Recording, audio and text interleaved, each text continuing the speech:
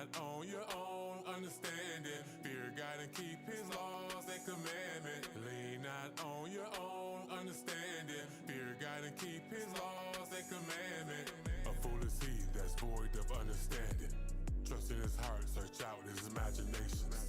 Looks in the mirror, forgets what kind of man he is. The heart's deceitful, desperately wicked. Who can trust it? Who can know it? Where a man's treasure is, the heart will show it. Establish your heart with His counsel, meditate on His law. Learn the fear of God, don't blow it. Lean not on your own understanding. Fear God and keep His laws and commandments. Lean not on your own understanding. Fear God and keep His laws and commandments. His laws of protection, He even caused them a lamp to lead us in darkness where Satan builds his snares and traps. The road to destruction is broad and many have found their way. Through I find the path to life is narrow and cramped. Lean not on your own understanding. Fear God and keep His laws and commandments. Lean not on your own understanding. Fear God and keep His laws and commandments. Lean not on your own understanding. Fear God and keep His laws and commandments. Lean not on your own understanding. Fear God and keep His laws and commandments. The proud and sinful will reject His law, find an excuse to do their own will. They that seeketh His law, with it will be filled. But the hypocrites will be sinful still. The law should be found perfect, good without lies. And the spirit of fear Ahayah should receive life. Whosoever is born of God overcome this world.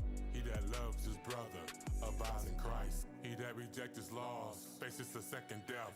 In the lake of fire won't be nothing nice. Cleave to Him, depart not away, that you may be increased. In the last day, prepare for temptation, change to a lower state.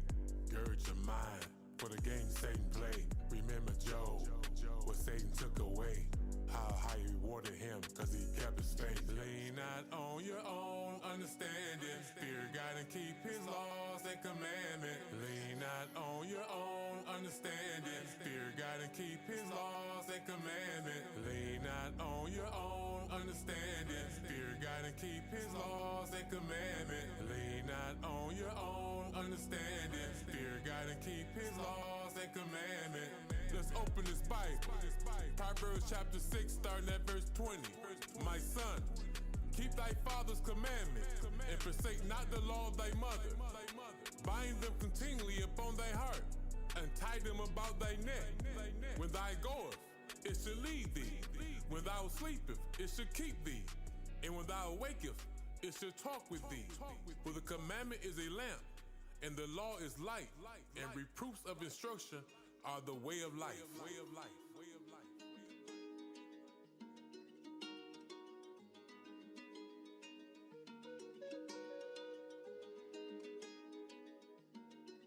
Religion is adultery, spiritual adultery. Religion is Adultery, spiritual adultery.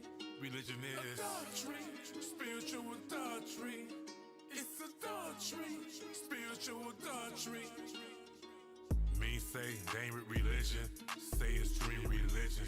Got out the author confusion, Satan laying low in the trenches. God never gave us religion, gave us the laws of life. We made a covenant with death, we rejected the life. Give us a culture, a heritage to pass down to our children's sons. We rejected His counsel, we trust in oppression. Religion is any concept that go against the commandments of God. Never created to worship His creation, but to worship Him, the Creator. These nations got worshiping their gods. It's prophesied we worship wood and stone. Christianity is the wood, Islam is the stone. Let me put you on to a little secret. How you can mark Satan religious. They entice you to sin, so you covered by His blood and His grace. It's written who sinned unto Christ. In the spirit of grace, be erased from the book of life. Destination of fiery lake. Satan ministers come in many forms, already know there wasn't sheep's clothing. With the roar of a lion and the tongue of a venomous snake. Religion is adultery, spiritual adultery. Religion is adultery, spiritual adultery. Religion is adultery, spiritual adultery. It's adultery, spiritual adultery. They don't keep his Sabbaths, his civil, his moral, his ceremony, nor his dietary laws. They say he's lost griefs, but then with the flaws. Satan has the whole world entrapped in his jaws. Remember Lazarus and the rich man, how the rich man won't depress pause. Christ said he had the law and the prophets. Nothing he can do could stop them torments. And these false prophets that deceived you and them will be in the lake of torments. If you don't repent and come to Christ, keep his laws, statutes, and his judgments. The wisdom of this world is foolish to God, and it must be foolish to you too. Who can care more about your soul than the one that created you? You see, before destruction comes a warning, but say ministers keep preaching peace. The whole world is clueless that these demons have been released. Why you think the world is so wicked? More wicked than days of Noah. These demons are waiters of iniquity, and Israel are conversors. We're like a dog consuming this manure. Our vomit becomes a delicacy. These religious servitors on a platter. Say identity and laws don't matter, but it must matter if our disobedience to his laws only leads to our captivity. Inside we're serving our enemies, desire to one day be free. Religion is adultery, spiritual adultery. Religion is Adultery, spiritual adultery. Religion is Adultery, spiritual adultery. It's adultery, spiritual adultery. Religion is Adultery, spiritual adultery. Religion is Adultery, spiritual adultery. Religion is Adultery, spiritual adultery. It's adultery, spiritual adultery.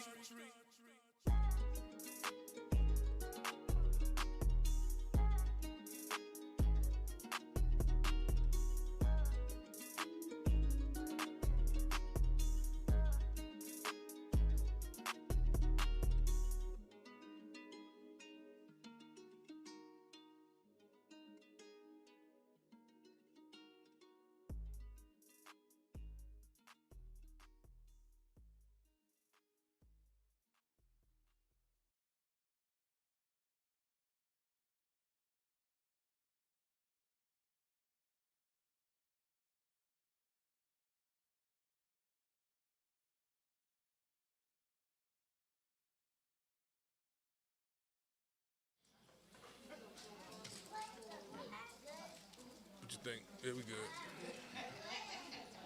All right, family, we live. Shabbat Shalom. Shabbat Shalom. Shabbat Shalom, family. We off? Oh. How everybody doing today? Good. Okay.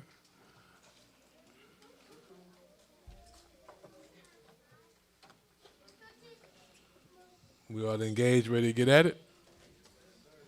Okay. Shabbat Shalom to all those who's watching this. See you from Kentucky. Guam Yashala. Nah, they said Rise Israel. Sister Mitch, Sister Edina, Shabbat Shalom.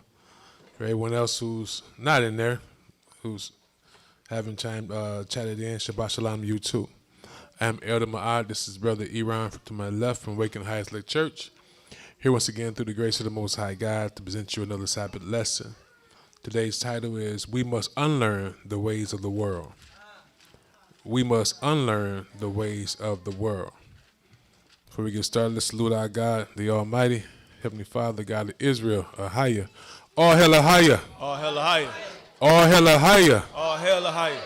I like that. Okay. Also, in today's lesson, it's fitting for today's lesson, we're going to dive into a little bit of the pagan origin of Halloween. Okay? The pagan origin of Halloween. Okay? So we're going to tap into that. Why are we going there? As you know, that's the spirit that's in the air today. Matter of fact, it's crazy. I went to see my accountant a couple of days ago. And when I tell y'all, these Gentiles go hard for their gods, they go hard. I'm talking about from the door, there's gargoyles, you know, there's demons everywhere. Then they got a sign, what's say, don't enter, beware, don't enter or something.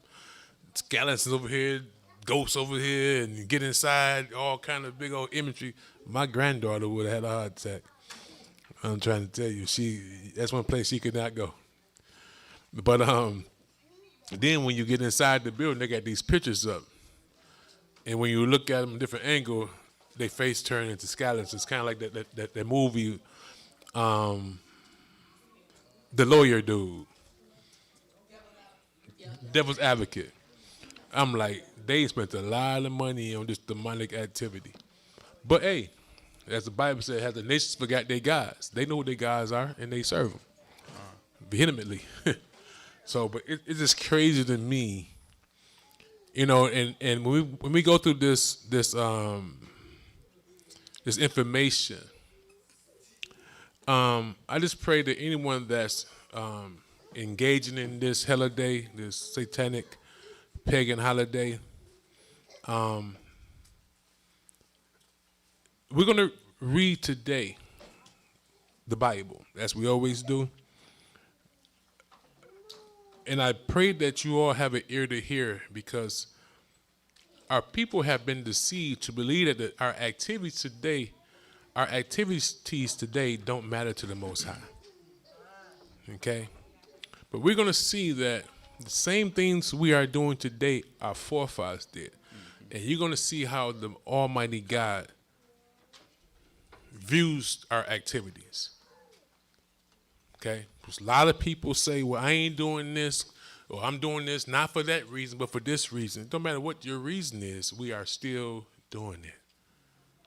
You can change the name. What the new names they got now? Trunk and Treats. What's the other one y'all told me last week? Holy Wing. Mm-hmm. Well, we're going to see Holy Wing come from Soul Wing. Okay? Soul Wing. Okay? In this lesson, the Bible's going to say we must do His ordinances, His traditions, His rules, His laws, His judgments. Okay? And not to add anything to it or take anything from it. So, no matter what how we justify in our mind, in our hearts, we got to understand that the God that created us didn't leave us on this earth without a blueprint. He says He left us with His counsel. If I can find that.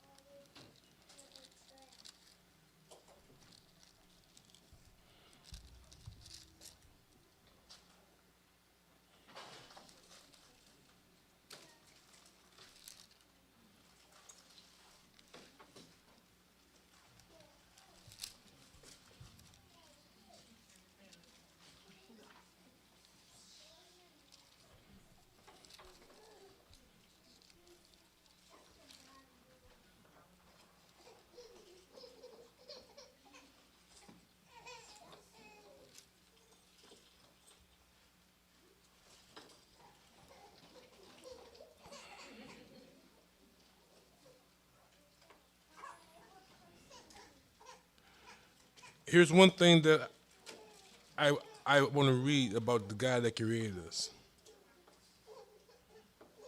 He says in Sirach, or Ecclesiasticus chapter 17, verse 11.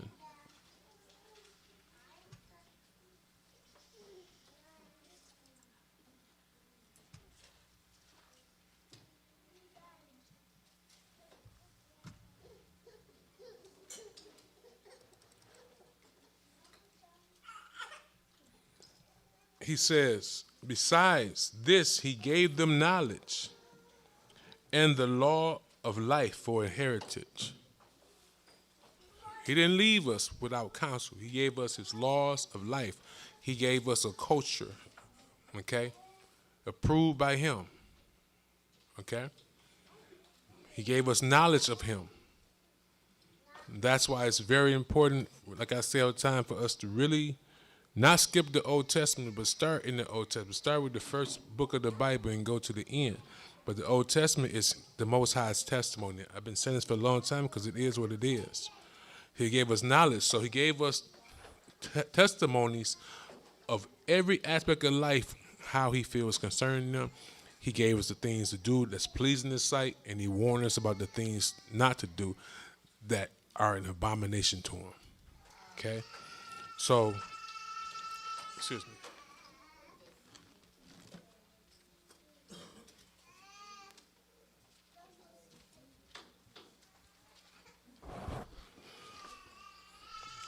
So, we're in a time right now, we're living in a time of prophecy.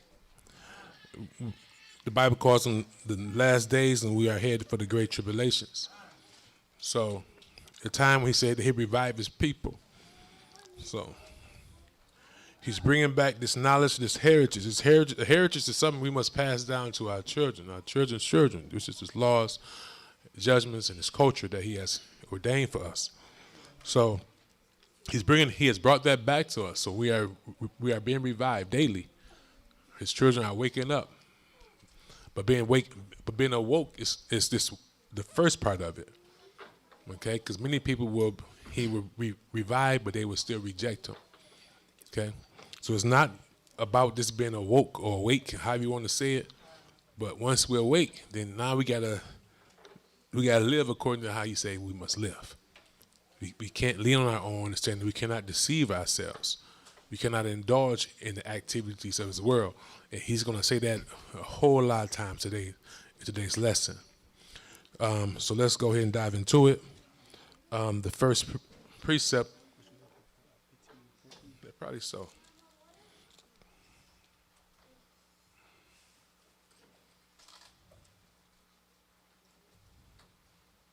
Yep. Sirach chapter 15, verse 14 says, and I'm going to get verse 20. He Himself, now let me start at 11. Say not thou, it is through the Most High that I fell away, for thou oughtest not to do the things that He hateth. We can't blame what we're going through on the Most High, because doing the things He hates brings forth the curses. Okay? Say not thou, He hath caused me to err, for He hath no need of a sinful man. Ahayah hateth all abomination, and they that fear God love it not. He Himself made man from the beginning, and left him in the hand of His counsel. So again, He didn't leave man without His counsel, without his instructions, without His laws, statutes, and judgments. Okay? He didn't leave man. He didn't create man to determine Himself how he or her should live. Okay? But we was created to do what He says and live according to how our Creator, our Maker, commands. Anyone that don't believe that, I don't know what to tell you. But I will leave you with this scripture before we get started in the lesson. Verse 20. He hath commanded no man to do wickedly. He hath commanded no man to do wickedly. Neither have He given any man license to sin. Never have He given any man license to sin. Okay? So, I know I say this all the time, and it is what it is. I've been saying this for years, even put it in songs. So, no one has their own little special relationship with God. No one. Like, He's not a respectful person. He's not treating no one differently than He has treated everyone. Like he didn't destroy a whole world and then say, you know what, but I'm gonna give you a license to sin. No, I'm gonna deal with you differently. That's not the God that created everything that's in the heavens and the earth. He has left us with a counsel, and that goes to every man and woman on the earth. We are, again, I said this last week, we are all called with the same purpose. That is to fear Him and keep His commandments. Everyone. Okay. So let's get it. First scripture is Jeremiah chapter 10. Con. Jeremiah chapter 10, verses 1 through 3. I ain't celebrating Halloween. We just taking our kids trick-or-treating. Jeremiah chapter 10, verses 1 through 3. Con, when everyone's there. I got it. I ain't even there no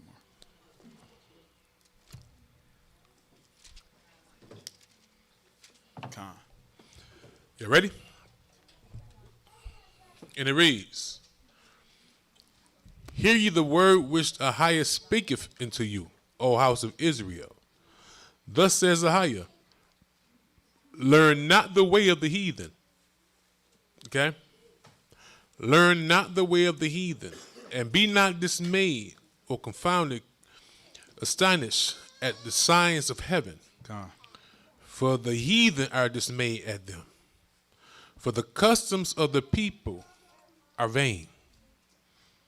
The customs of the nations, the people, are vain. The things that they do will lead you to the pits of hell. They're vain. They're vanity. They are against the Most High. They are antichrist. Their customs are anti-God and anti-Messiah.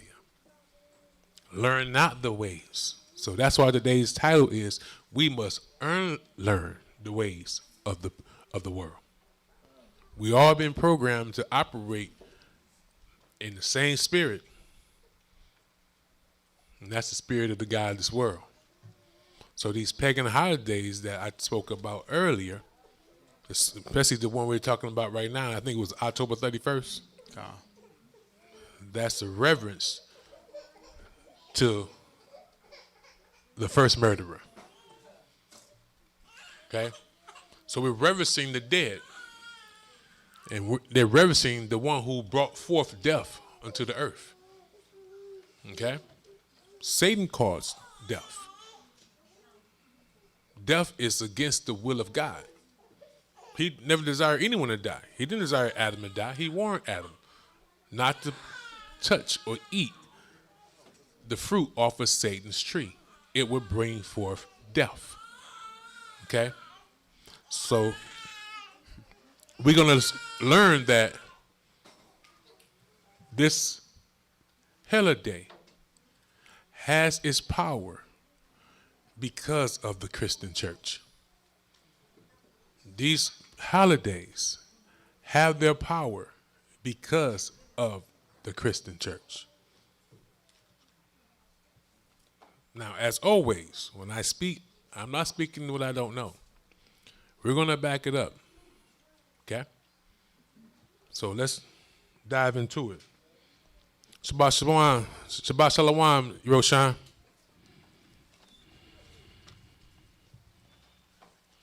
Next precept is Leviticus chapter 18, verses 1 through 5. Leviticus chapter 18, verses 1 through 5.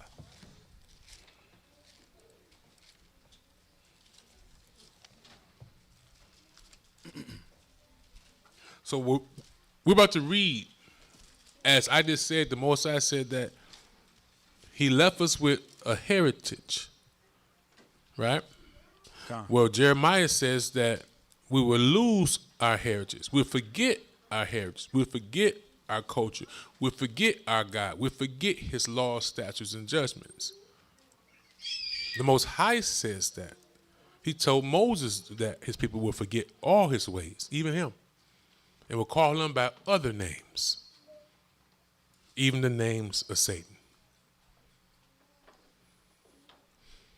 So, with that being said, this information we're about to read was not inspired by God just for ancient times or ancient people. It says his counsel endureth forever. His word is forever. Okay? So this is not something that you can say, well, that was for the ancient Israelites.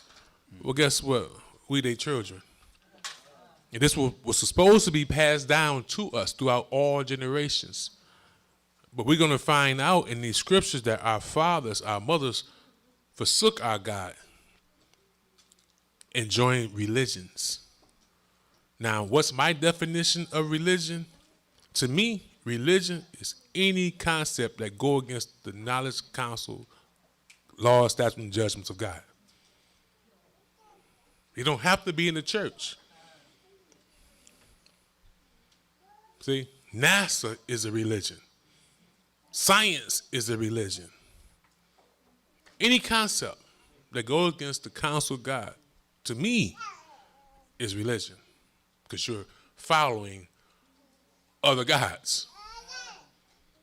So religion is the following or the observance, the worshiping of other gods. Now that's my definition, okay? So that's why the Bible said lean on your own understanding, because all our ways lead to error and death. It's vain. Okay? Let's get it. Leviticus chapter 18, verse 1 reads, And the Most High spake unto Moses, saying, Speak unto the children of Israel. See, speaking to our fathers. He's not saying speaking to the whole world. Speaking to our fathers. The children of Israel, the 12 tribes of Israel. He left us with his laws, judgments, statutes. Okay? Speaking to our fathers. Read. Speak unto the children of Israel, and say unto them, I am Ahayah your God, after the doings of the land of Egypt. After the doings of the land of Egypt, the land of your captivity. How they live, how they worship. Read. Wherein ye dwelt, shall ye not do. Now we're going to find out that this is not just dealing with the land of Egypt. It's dealing with every land his children are on. Come. It prophesied he would scatter us through the four corners of the earth. And guess what? All these lands we go to are Egypt. Lands of our captivity. Or Assyria, land of our captivities. We are not to do as they do. We are not to join their religions. He didn't give them his precepts. So he's telling his people, when I bring you into his land, don't live how they live. Don't worship the gods. Don't join their religions. Read. And after the doings of the land of Canaan, whither I bring you. So here's another land we're going to that is actually our land that Ham's youngest son Canaan stole from our father Shem. So the Most High has given us our land back. But first he has to get rid of the evil. So he's telling our fathers and our mothers not to do and live how these people do. Don't do where you come from, and don't do where you're going, because they are wicked. Read.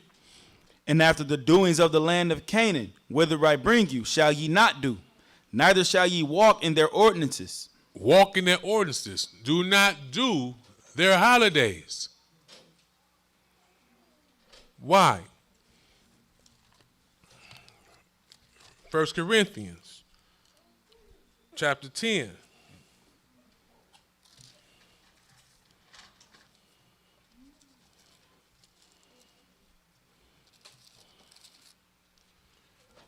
Verse 20 reads, But I say that the things which the Gentiles sacrifice, is talking about their holidays, their festival days, like Halloween. They sacrifice to devils and not to God. And I desire not that ye should have fellowship with devils.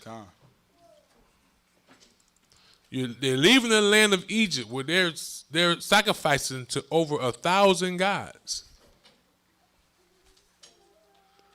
They were sacrificing, celebrating, worshiping devils and not the true God.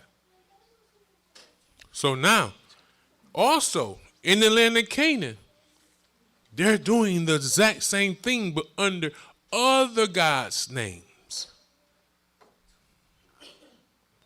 They're doing the same thing under the name of other fallen angels. They sacrifice, they celebrate, they reverence, they worship devils and not God.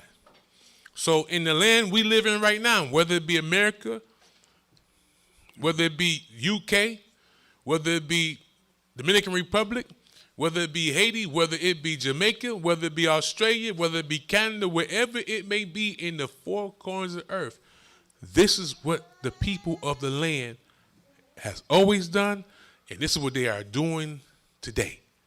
Sacrificing, reverencing, worshiping devils and not God. Come on.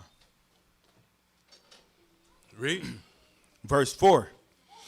Ye shall do my judgments. We should do his judgments, not the world's.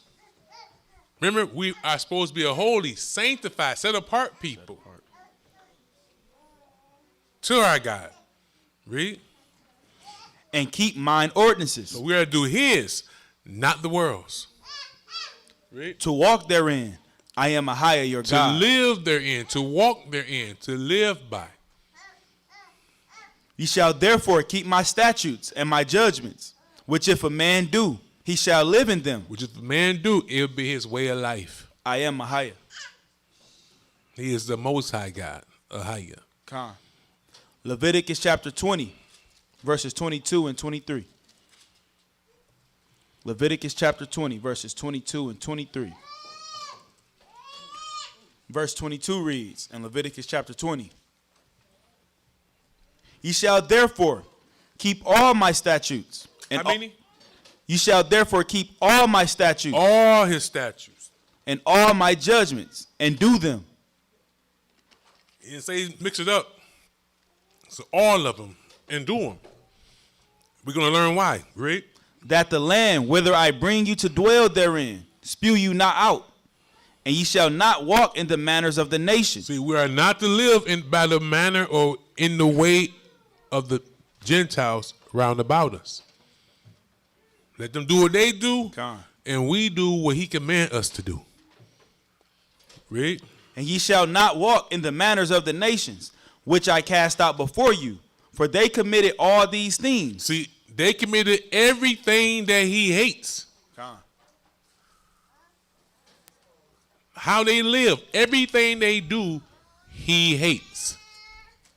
So every law, statutes, and judgment we have are against what the Gentiles do.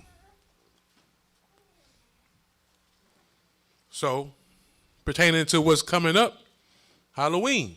Think the Most High like that?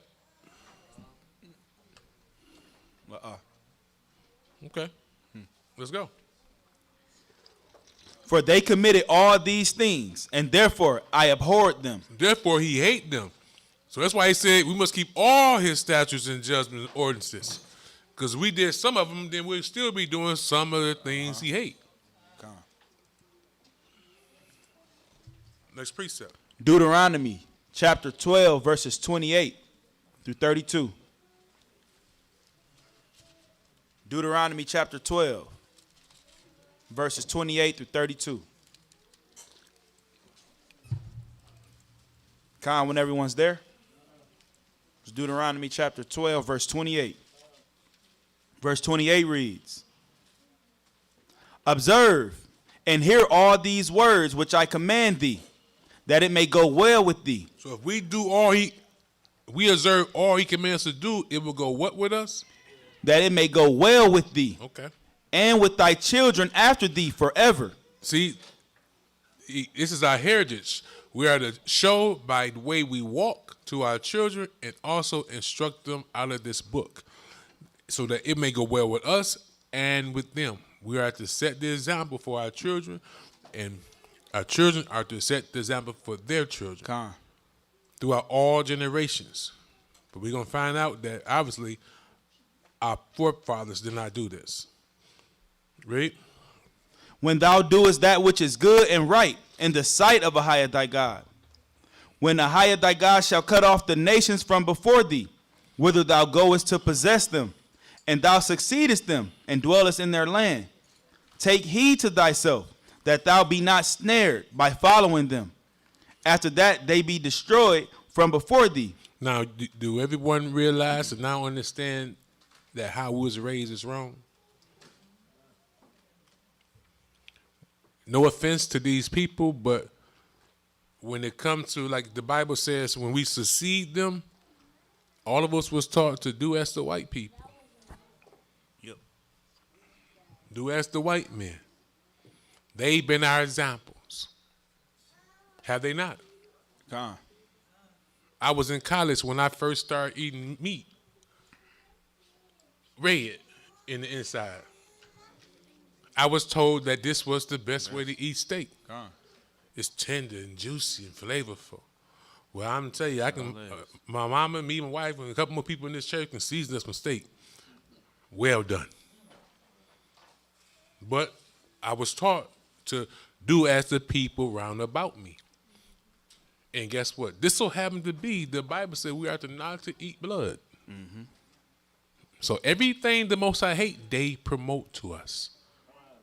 And we take it as the good way, as the right way. And in some situations, the sophisticated way. See? Read. Take heed to thyself, that thou be not snared by following them. After that they be destroyed from before thee, and that thou inquire not after their gods, saying, how did these nations serve their gods? So we'll be getting on the plane, going way over there, trying to find out about some yoga. Matter of fact, we in DR about what, month ago? About a month ago? 3 weeks, a month ago? Yeah, less than. Less than that? 2 weeks ago? Well, I'm glad we get out of there. There's a hurricane over there right now. For real. 2 weeks ago, I'm getting old. Hey, look. Okay, now that. Well, my wife wanted to get her little massage and stuff. You know, we can go on the water. See? Just tell all the business. It sounded good though. What they had the little, you in the middle, but it's a shallow part of the ocean and all these minerals and stuff. It was sweet. They fed you, gave you drinks, all kind of stuff. So I'm like, cool, let's do it. So we doing something, and I was focused on, we was taking pictures of something, and my wife said, no, he ain't gonna go. And she was pointing at something, but it was these feet with these little eels or whatever it was. So I'm thinking she's talking about I ain't going because they got these little worms, these snake little things on their feet. Oh, like a fish type thing? Yeah. So I'm looking at the picture, but she's showing me a picture of a big old Buddha. She's cause it was a yoga class, but it was yoga class, but they got Buddha and everything there. We're like, no, we cool on that. You know, but I thought she was talking about the little thing with the feet, but she was saying, no, this idolatry over here. Because it was still introducing us to their guys. It came in that nice package, good nice massage, but then you're going to reference Buddha, though. You know? Yeah, so it's many people, we talk about this in the past, many of our people have traveled afar to go inquire about how these nations worship their gods, so-called in the guise of getting spiritual guidance. And these nation gods ain't our gods. You know? So, yeah, I had to bring that up, though. I just thought about that. Yeah, we're over there trying to get us to bow down to Buddha. I'm like, nah, we cool. The good thing about it, I'm with my cousin, so my cousin been around us for a long time. He's like, cool, because he know we ain't doing that. So, yeah, but let's go. Yep. No pushback at all, you know. The latter end of verse 30 in Deuteronomy chapter 12. And that thou inquire not after their gods, saying, how did these nations serve their gods? Even so will I do likewise. Thou shalt not do so unto Ahayah thy God. For every abomination to the Most High, which he hateth, have they done unto their gods. See, their gods require them to do abominable things. Things that are disgusting to the Most High God. So in these religions, it's acceptable to be abominable. It's righteous to be abominable. Let me say again. In the nation's religions, it's righteous to be abominable. Why do I say that? All of them believe that they are good in the sight of their God. That the way that their religions teach them to live is right. You ask a Muslim, they'll tell you that being a Muslim means what?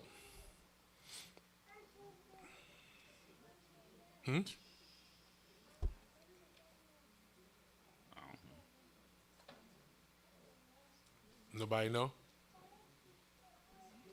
Huh? You should know. What does Muslim mean?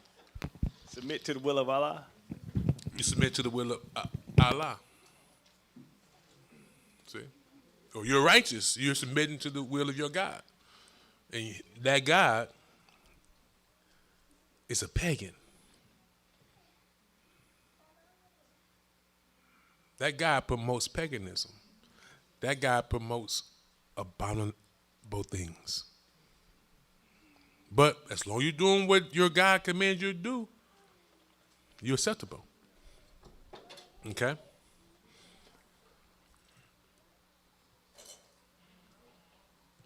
Let's get it. Verse latter end of 31.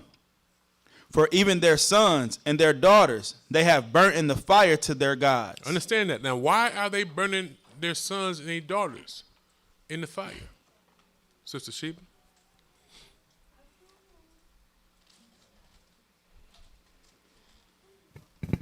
Prosperity. For prosperity. So someone has taught them that the best way to receive out of this world the things that their heart desire is to burn it, sacrifice their children. They're not just doing this for nothing. Someone has taught them that. We're going to find out that these idols, these gods, have teachers. So this is a doctrine. Like I told y'all with the Game of Thrones, the one king was with the fire god lady, right? And she told him that he had to sacrifice his daughter to win the war. They're putting it right in our face. So when it's sacrificing their children, they're doing it for prosperity. They're doing it for wealth. They're doing it for protection. They're doing it for victory in war. Mm-hmm. Right now, we're sacrificing our children for prosperity. We talk about Moloch. It's the modern day, we call it, the what they do the abortions at? Planned Parenthood. Mm-hmm. So people are sacrificing, not understanding their children, to allow them to have the opportunity to live a better life.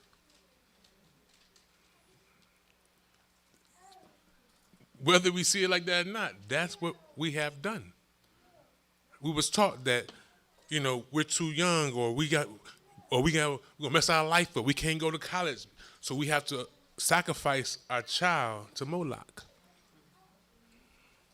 We weren't taught not to do the activities that brought this child to earth. We're gonna be in that situation. But the same premise, the same thing they was taught in ancient days, we're being taught today. We're not being taught to abstain from the acts that bring forth children. We're not saying that God hates fornicators. That act is reserved for married couples. It's created for married couples, not for someone who's not married. And even when you're married, you are doing these activities because the Bible goes on from the beginning. It says that we are to be fruitful and multiply. There's only one way to be fruitful and multiply. See?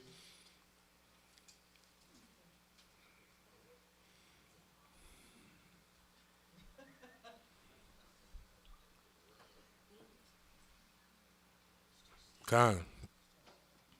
So today we are still putting our children in the fire, not just by aborting them, but teaching them to live according to the ways of this world. Mm-hmm. The same world the Most High said that we are to hate.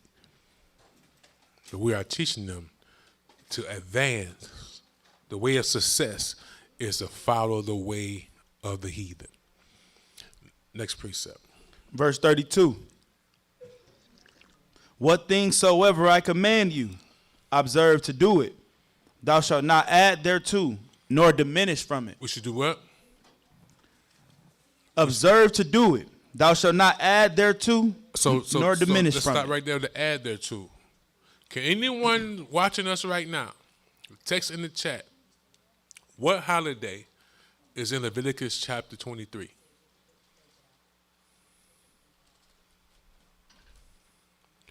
Is Halloween in Leviticus chapter 23? Yes, Addie. Okay. They didn't say anything. Is Christmas in Leviticus chapter 23? Let me see. You cold?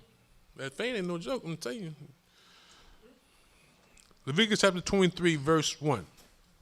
And Ahayah spake to Moses, saying, speaking to the children of Israel, and saying to them, concerning the feast of the Most High, which ye should proclaim to be holy convocations, even these are my feasts.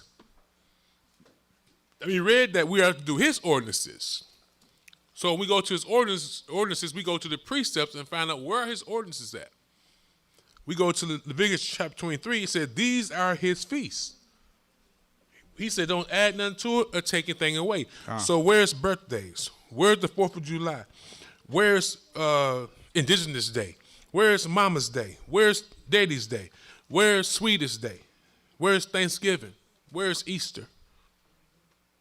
We have taken his away and replaced them with pagan days. We have strictly disobeyed the commandments of our God. So you won't know why we're in the position we're in this earth? I just told you. So it's not a light thing to be involved in these so-called holidays. It's not a light thing. It's not something that the Most High take lightly. He hates it. Next precept. Ezekiel chapter 20, verses 32 through 44. Ezekiel chapter 20. Con. Ezekiel what? Chapter 20, verses 32 through 44. Vain are their customs. You're exactly right. Con, when everyone's there. Ezekiel chapter 20, verse 32. Verse 32 reads, and that which cometh into your mind shall not be at all, that ye say, we will be as the heathen, as the families of the countries, to serve wood and stone. As I live, says Ahayah, surely with the mighty hand, and with the stretched out arm, and with fury poured out, will I rule over you. So the Most High is prophesying that through his son, he will gather a remnant out from among the heathen. Read. 34. And I will bring you out from the people, and will gather you out of the countries wherein ye are scattered, with the mighty hand, and with the stretched out arm. So we see that it's the countries now we're scattered. We're scattered being pagans, worshiping other gods.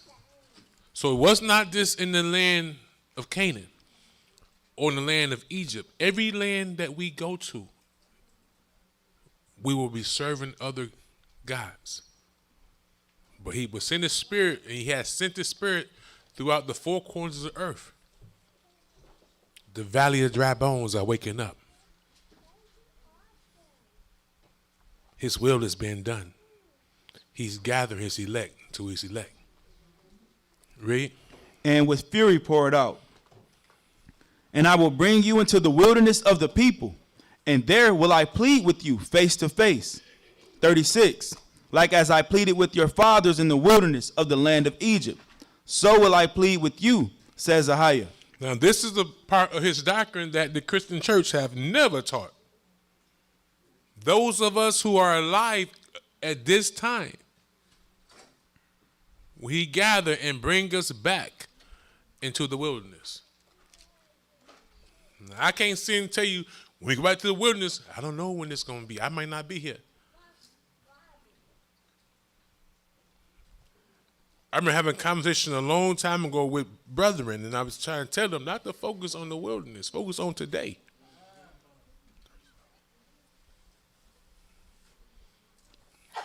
Why did I say that? Because Joshua says, choose today which God we going to serve. We not might make it to the wilderness, but if we die tonight, we will be judged based off how we died. Do we die with a good name in God's heart or evil one? Are we written in the book of life or are we blotted out?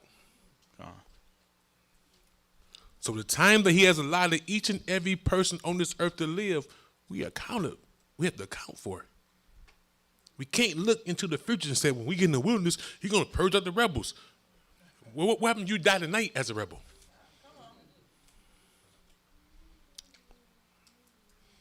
So, yeah, there is an exodus. But I'm not going to sit and lie to you and tell you when it's going to be. Because as this minister, I'm commanded to teach you about today. Focus on every day that he has given us to be righteous. Keep his laws, statutes, and judgments, and be not a rebel. Okay? But this is prophecy, so it shall come to pass. God. Read. 37. And I will cause you to pass under the rod, and I will bring you into the bond of the covenant, and I will purge out from among you the rebels, and them that transgress against me. I will bring them forth out of the country where they sojourn, and they shall not enter into the land of Israel, and ye shall know that I am the Most High. As for you, O house of Israel. So when this mighty act is being done, he said that the people will know it has been done by him. Not by Project Blue Beam, none of this. It would not be of men. God. And I have told you many times before, the Most High has not changed. Every time he has done something with his people, it was angelically done. Yeah, they had Moses, they had Aaron, but they wouldn't by themselves. For 40 years, they had the cloud. But those who understand, prophecy said he's going to bring the cloud back.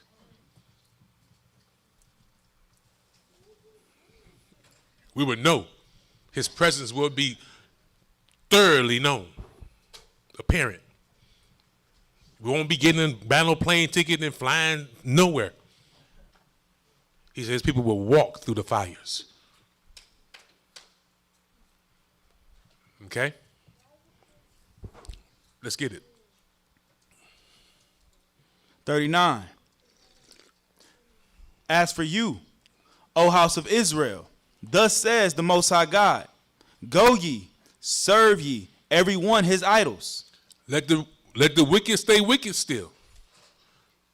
He that's holy, stay holy. He that's righteous, remain in your righteousness. Read. And hereafter also, if ye will not hearken unto me, but put... Listen, if Most High saying, if you don't want to obey me, serve my rebellious children.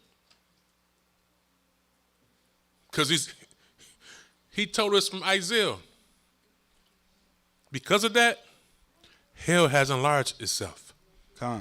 The place that was created for Satan and his angels. So you want to serve his wicked children? Go ahead. He's made more space for you. He's not forcing no one to serve him. He put the blessings in life before us as well as death and curses before us. He says, either we gonna make a covenant with life or a covenant with death. But every man and woman will be and are being given the opportunity to choose with accurate knowledge. Read. 39. But pollute ye my holy name no more with your gifts and with your idols. See, we pollute his name when we celebrate Halloween, celebrate Christmas. Any day men say celebrate. It's Satan's world. It's his kingdom. All that demon has done was lay snares and traps for God's people. He desired, remember, he's the opposite of the Most High. The Most High desired no one to be destroyed. Satan desires everyone to be destroyed. So all he has laid out in his kingdom is snares and traps.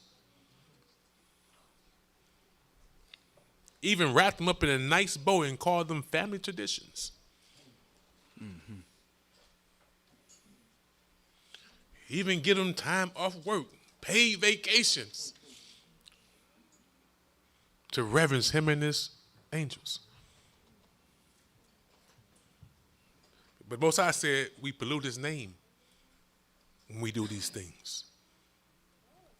How you feel about somebody polluting your name? Read. 40. For in my holy mountain, in the his kingdom, in the mountain of the height of Israel, says Ahayah, there shall all the house of Israel, all of them in the land, serve me. There will I accept them. Now we say all, as it's written. See, it's precept on precept. All Israel ain't Israel. All Israel will not and are not counted for the seed. He's only acknowledging the righteous. Just like he didn't acknowledge Ishmael as his son. He said, Isaac is my only begotten son. In him shall my seed, my name be called. Mm-hmm.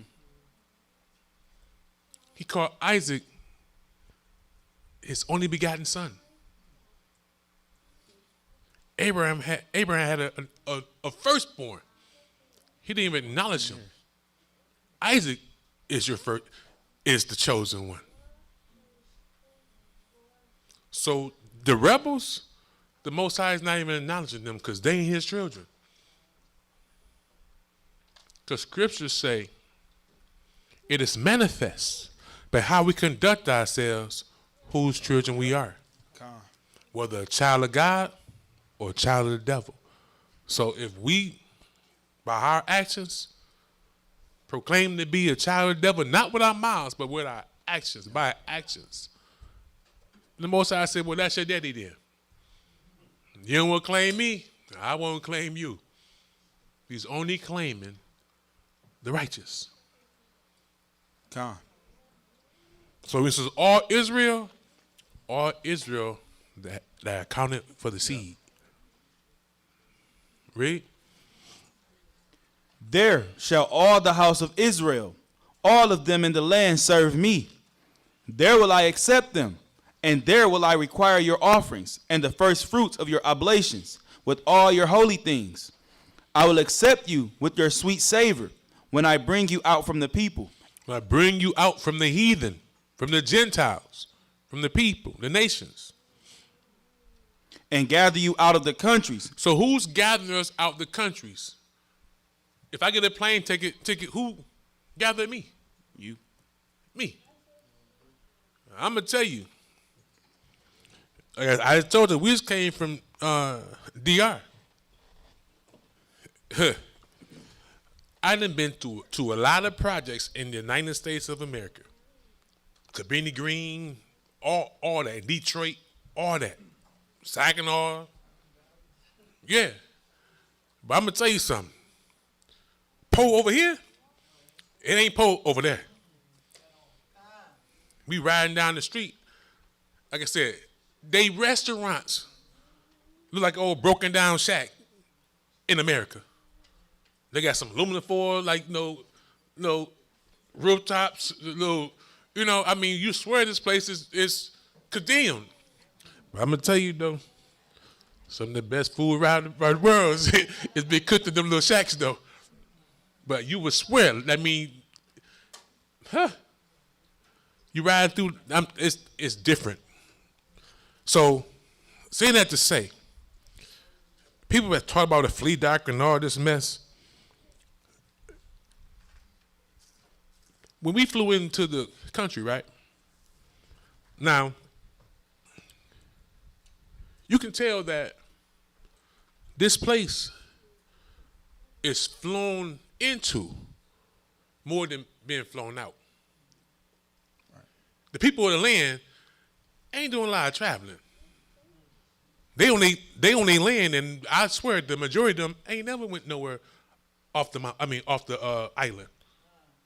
Like a lot of people right here in Saginaw ain't went nowhere. They ain't been to Ohio. Don't know how to get there. But those, like the real poor of us, they ain't going far from their hometown.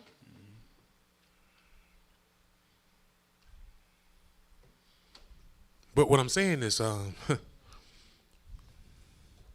Most High is not calling them to do a miraculous thing and come up with some money and, fly to Israel to save themselves.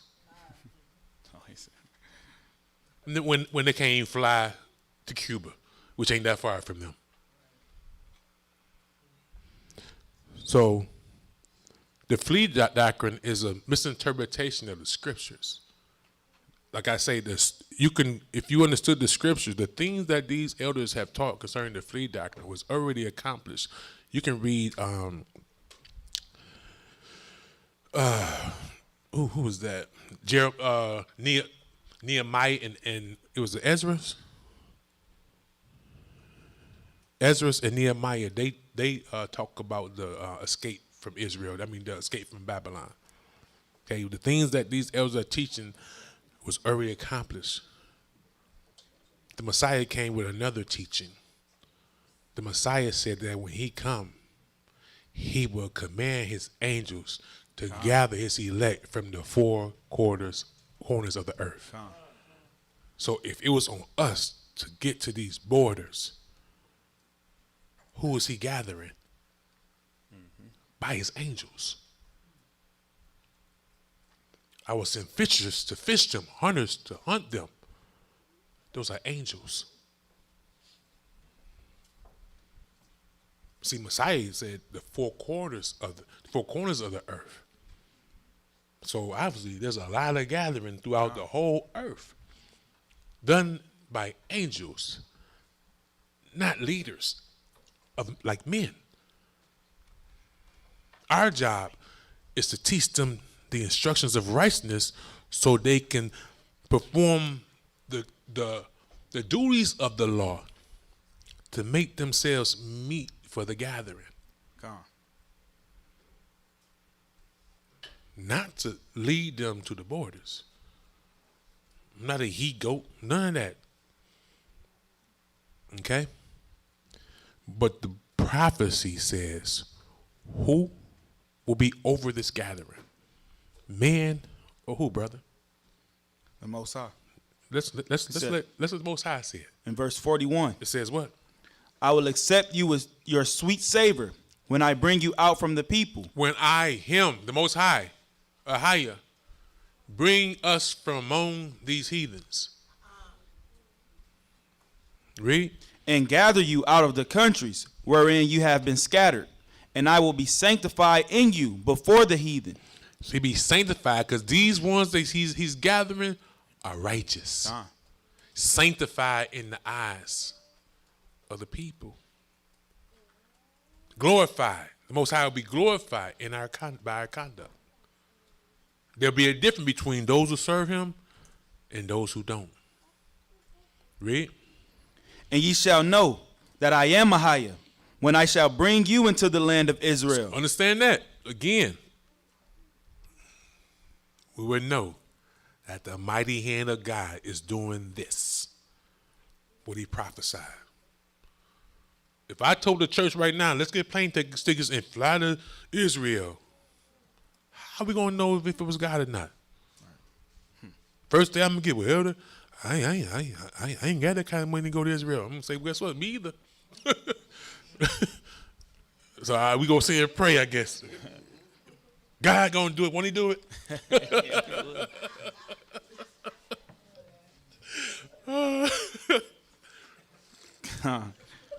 42. And ye shall know that I am Ahayah, when I shall bring you into the land of Israel, into the country for the which I lifted up my hand to give it to your fathers. And there shall ye remember your ways and all your doings, wherein ye have been defiled. And ye shall loathe yourselves in your own sight for all your evils that ye have committed. And ye shall know that I am Ahayah, when I have wrought with you for my name's sake, not according to your wicked ways, nor according to your corrupt doings. O ye house of Israel, says the Most High God. God, next precept. Isaiah chapter 47, verses 1 through 15. Isaiah chapter 47, verses 1 through 15. Con, when everyone's there. Isaiah chapter 47, verses 1 through 15. Verse 1 reads in Isaiah chapter 47. Come down and sit in the dust, O virgin daughter of Babylon. Sit on the ground. So this is the Most High judging the lands of our captivity. This is where we get, come out of her, my people, from. Come out of her, my people. We have come out of paganism, come out of these satanic religions.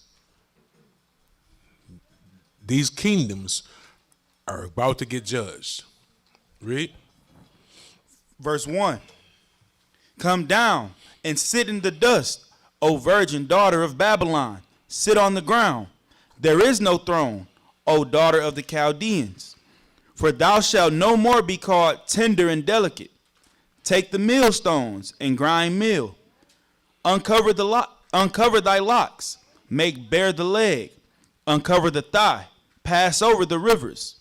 Thy nakedness shall be uncovered. The nakedness that being uncovered right now, we're seeing the evil that these people have done for generations. It's been openly exposed. Con. The nations are starting to realize that them ain't the people over there in Israel. Con. And also understanding that they are the ones who are responsible for most of the atrocities that's happened on this earth. It is they who has created these evil religions. It is them who have been playing the puppet master all the time. Yes, brother. When it says, "O daughter of the Chaldeans," is that saying that they gave themselves over to the? No, this is like, for example, like America, for an example. It's a daughter of like Babylon, because it's this, all their religious practices and their ways are Babylonian. So it's the new birth of another nation, but it's operating the same. You see what I'm saying? Like I was talking about being over there in DR. They speak Spanish over there. Buddha and all these other gods. These are ancient gods, but it's all coming back to the Tower of Babel, Nimrod, and all that mess. So it's all the same. It's just another name. It's a daughter of it. It's a product of it. You know, like it says that Roman Catholic Church is the mother harlot, and all these churches are a product of the Roman Catholic Church. America, Jamaica, or the UK, all these places, they're a product of Babylon. So, yep, let's go. Verse 3. Thy nakedness shall be uncovered, yea, thy shame shall be seen. I will take vengeance, and I will not meet thee as a man. As for our Redeemer, the Lord of hosts, Ahayah is his name, the Holy One of Israel. Sit thou silent, and get thee into darkness, O daughter of the Chaldeans, for thou shalt no more be called the Lady of Kingdoms. I was wroth with my people. I I have polluted mine inheritance. So this is why you had control and power over his people. He's angry with us. Gone. He sold us to them. He gave us over to our lusts. It ain't that they had power. He gave us over into them. I was angry with my people. So we was asking ourselves, why was he angry with his people? That he would put us into captivity into these nations. Gone. Okay? Hold on. Mm-hmm.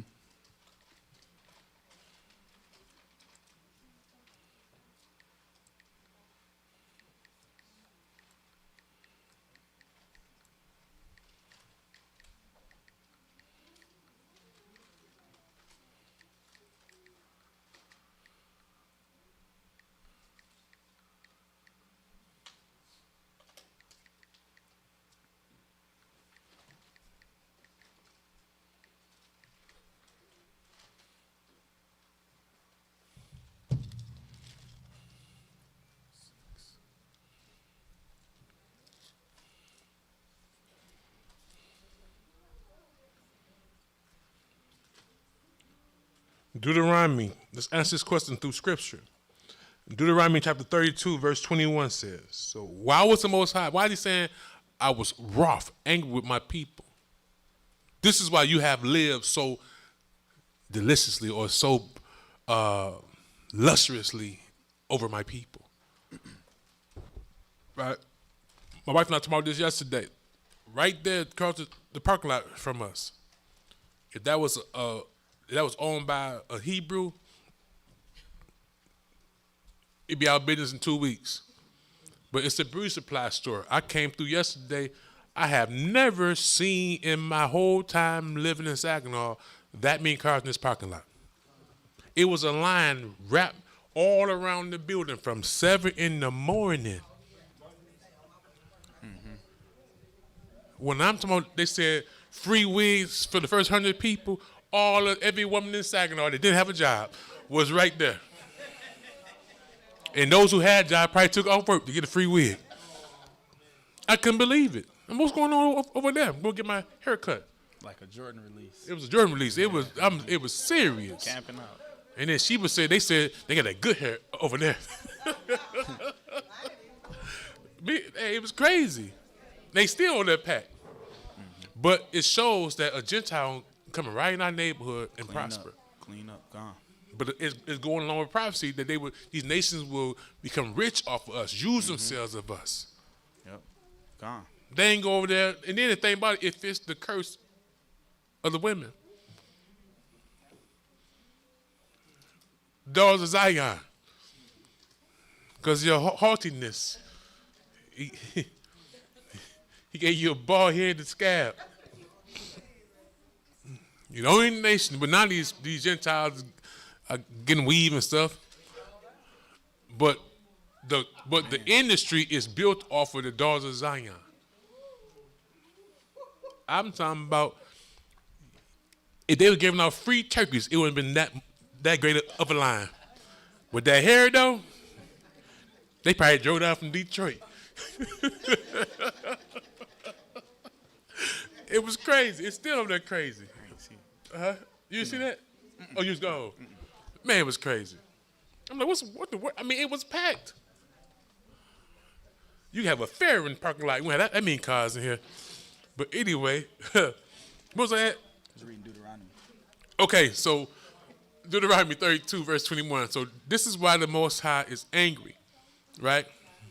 So we asked, what did the people do that made him so angry? Or why is he still angry, right?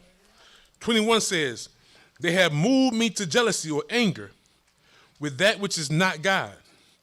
They have provoked me to anger with their vanities. See? The things they're sacrificing to, the things they're worshiping, their religions that they are in are vanities. And I will move them to jealousy with those which are not a people. I provoke them to anger with a foolish nation. So he gave us over these people. Since you want to put a no God before me and serve my rebellious children, you're going to serve these foolish nations. You're going to serve these foolish nations, and they're going to have all of your riches. Mm-hmm. All their resources will I give, have he gave them. Will provoke us to jealousy. And are we not jealous? Are we not angry? See? So again, it's not a light thing to be a pagan.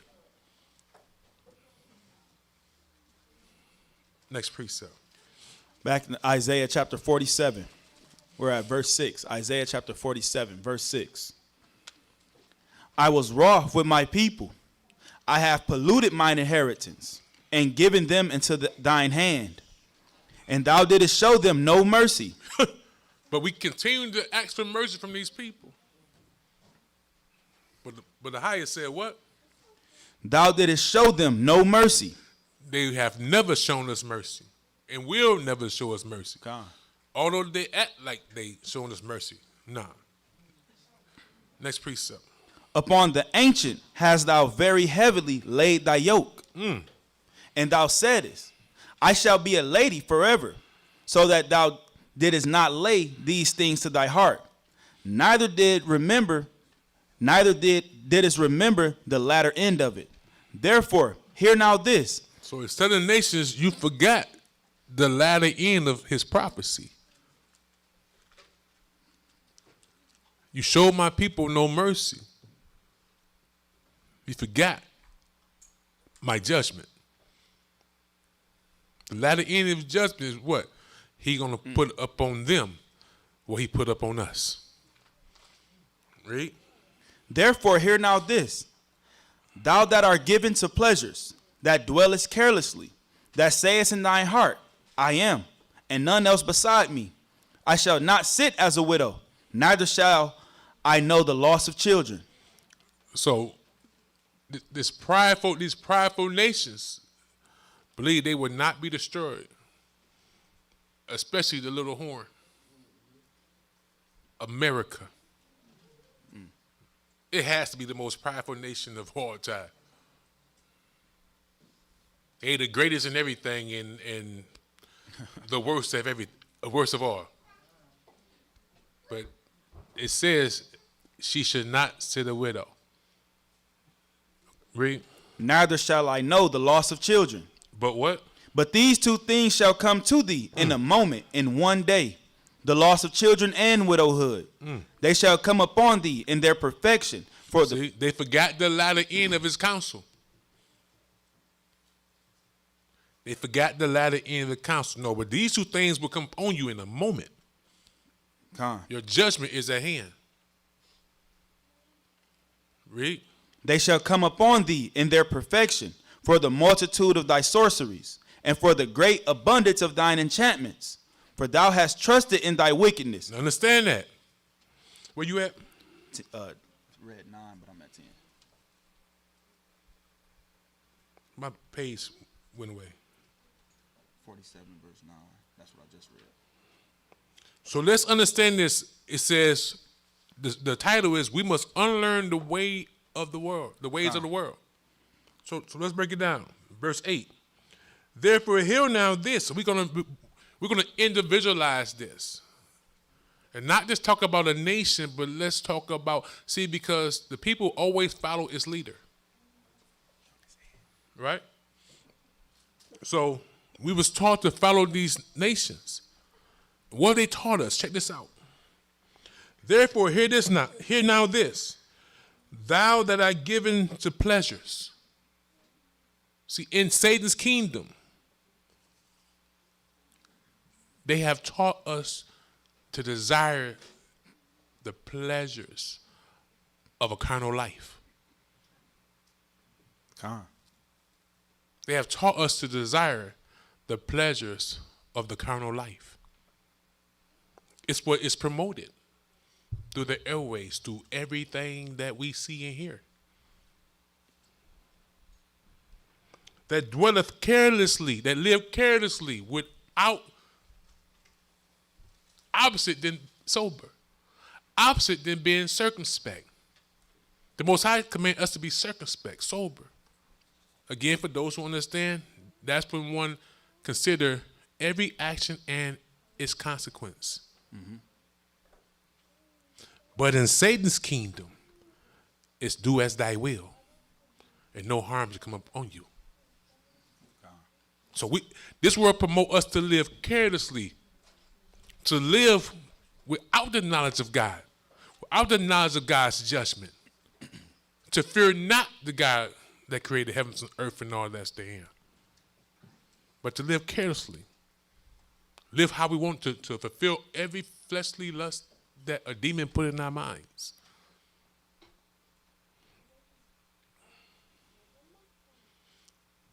See? That's why he says, come out of her, my people, or be what? Plagued with the plagues that are written in this prophecy.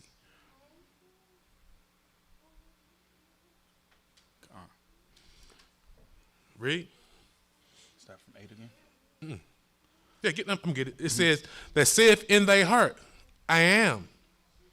We're going to read in a minute where it says that we are lords. See, that say in the heart with a prideful heart.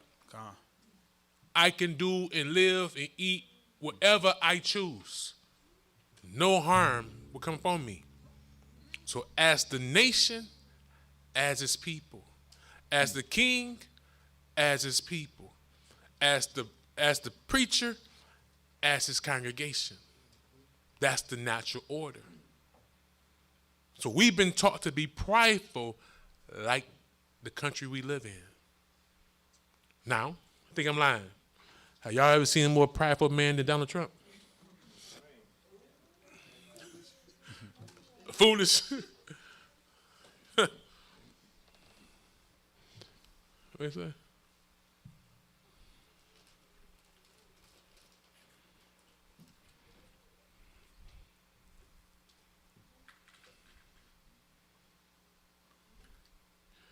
I'll get to that in a minute.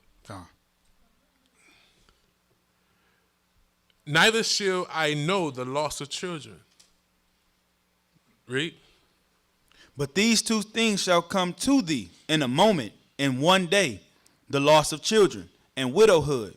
They shall come upon thee in their perfection, for the multitude of thy sorceries, and for the great abundance of thine enchantments. Verse 10. For the multitude of thy sorceries, for the multitude of their idolatries,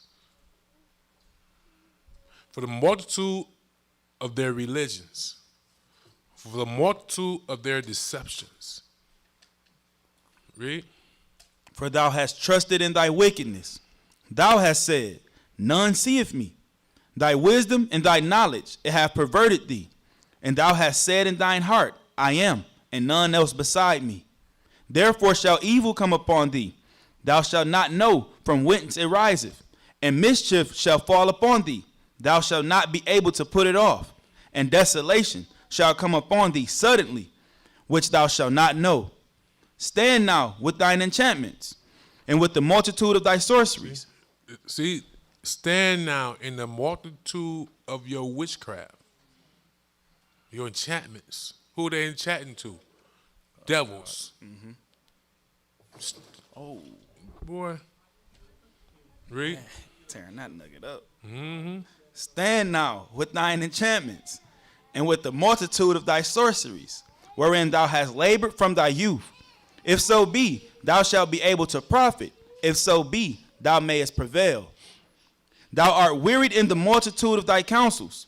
Let now the astrologers, the stargazers, the monthly prognosticators, stand up and save thee from these things that shall come upon thee. See? These sorcerers, these false prophets, these astrologers, these teachers. Read.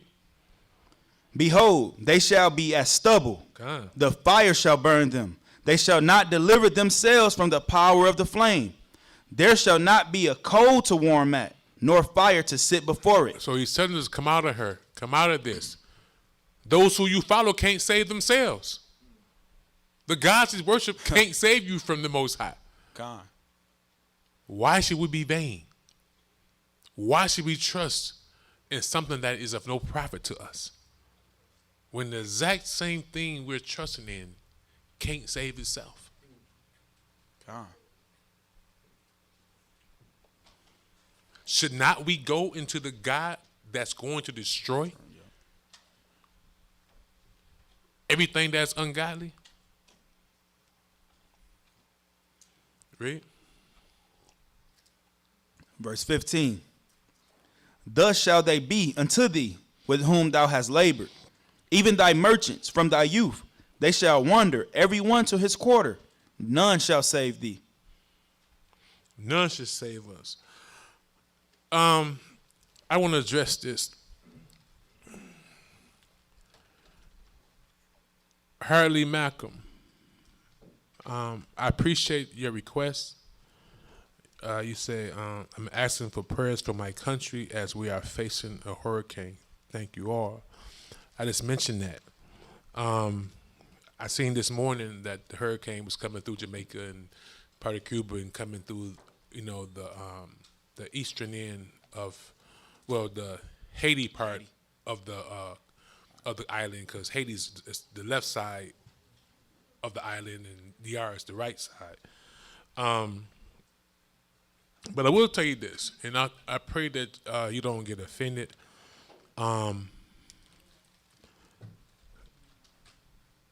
Earthquakes, hurricanes, tornadoes, and all these things have always been here. And we'll be here until the Messiah come.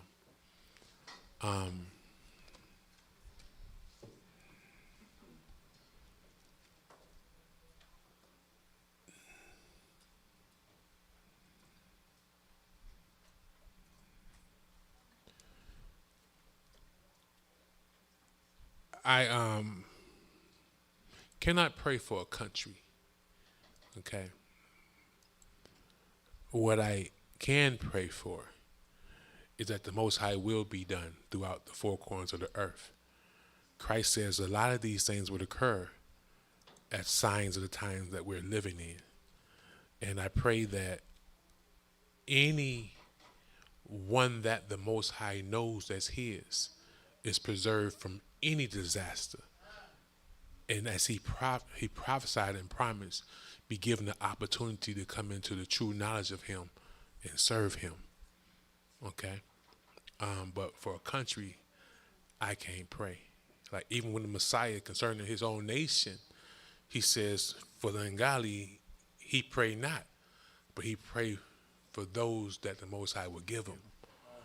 You know what I'm saying? So I pray that if you are in his will, that he protects you and continues to guide you through this church and anyone like you. Okay, but I can't pray for a country. Okay, the country is just a landmass. Okay, but I pray for every potential saint, as Christ says, for those that are far off, he prayed for. So as Messiah, my prayer go out the same way. For all those that are his should be protected. Okay? So, okay?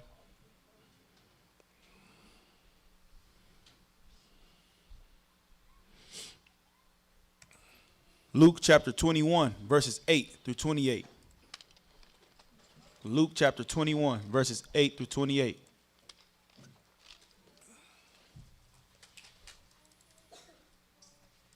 Con, when everyone's there. Luke chapter 21, verse 8. Verse 8 reads, and he said, take heed that ye be not deceived, for many shall come in my name, saying, I am Christ, and the time draweth near. Go ye not therefore after them. See, Messiah's warning us that many come in his name, deceiving many. And we're going to go right next into this article talking about Halloween and its origin. But it's done in the name of Christianity. Many should come disguised as a disciple of Messiah, deceiving many. The Messiah said, by their fruit, you will know them. Because those that love him will do his commandments, keep his commandments. And those who don't won't keep his commandments, but they will add into the law and take away. Christ says, go not after them. Read. Verse 9.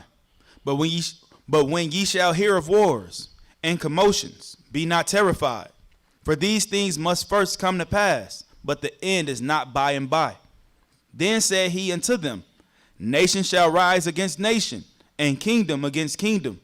And great earthquakes shall be in diverse places, and famines, and pestilences, and fearful sights, and great signs shall there be from heaven. So stop. This is why I said I can't pray for a country. Many horrible things will happen in this earth and are happening in this earth and will increase more and more as the day draws nigh. Famines, pestilence, diseases, pandemics, earthquakes, diverse places, hurricanes. See? He said, but what? He says, But the end is not by and by. he says, and fearful sights. A hurricane is a fearful sight. Messiah said, be not troubled.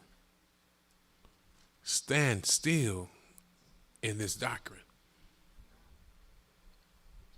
Stand still in your faith in the Most High. See, he never promised to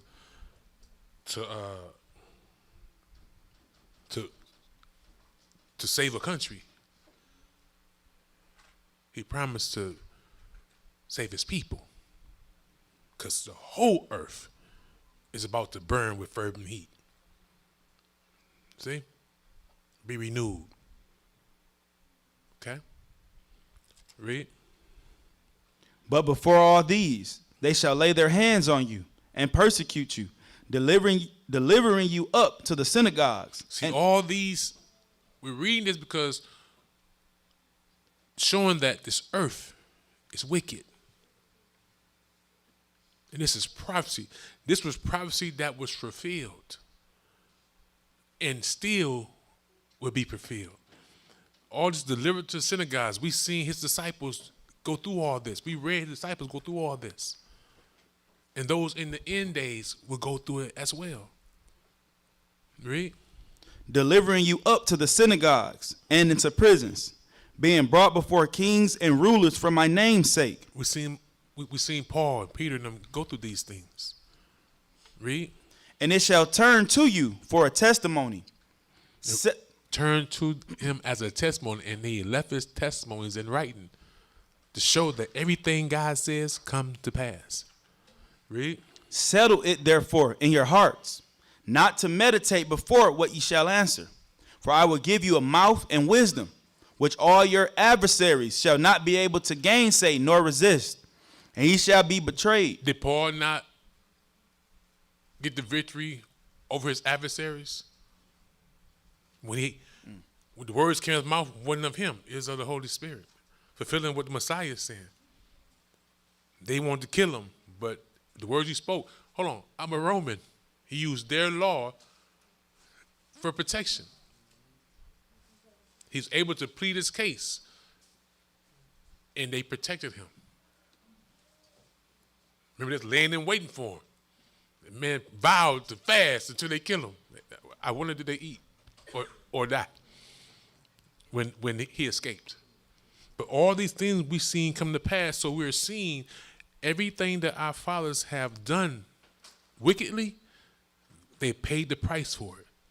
We're paying the price right now for our wicked ways.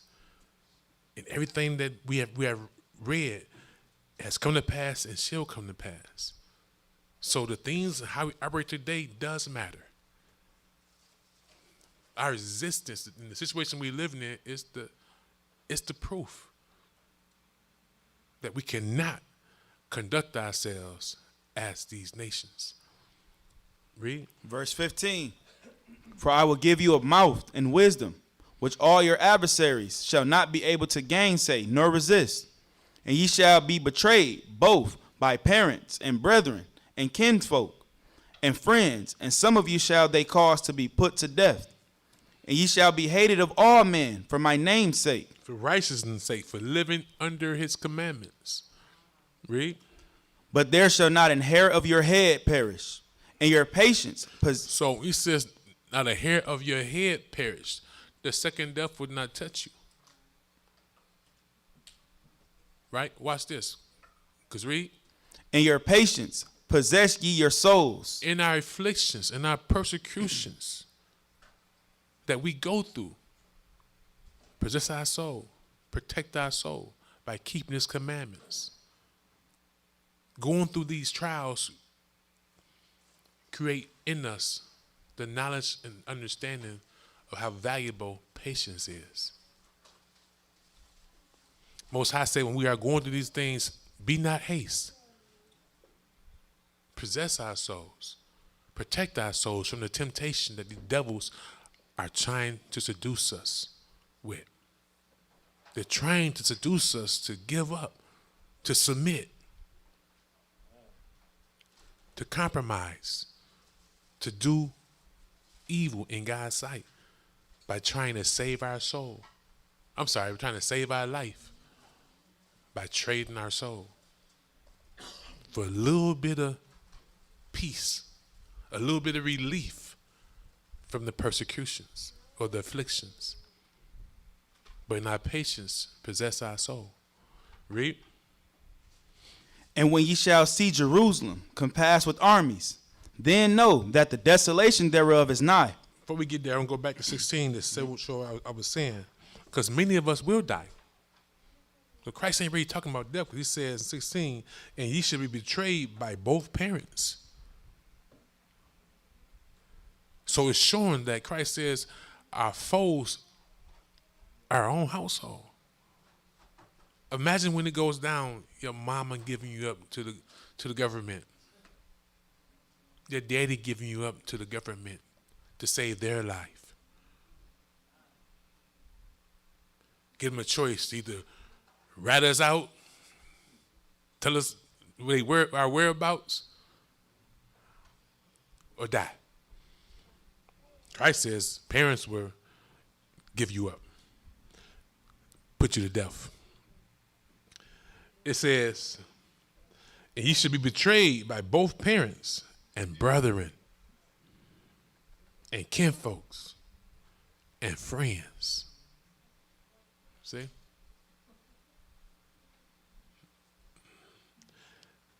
And some of you, they should cause to be put to death. So some of them did die, and some of us will die. But Christ is talking about the ultimate. No harm should come upon you. If you die, no harm should come on you after death. Read. And when ye shall see Jerusalem compassed with armies. Talking about 70 AD. When the Roman Empire demolished Jerusalem and her people. Read. Then know that the desolation thereof is nigh. So this destruction came from what? Them rejecting the Messiah and breaking God's commandments.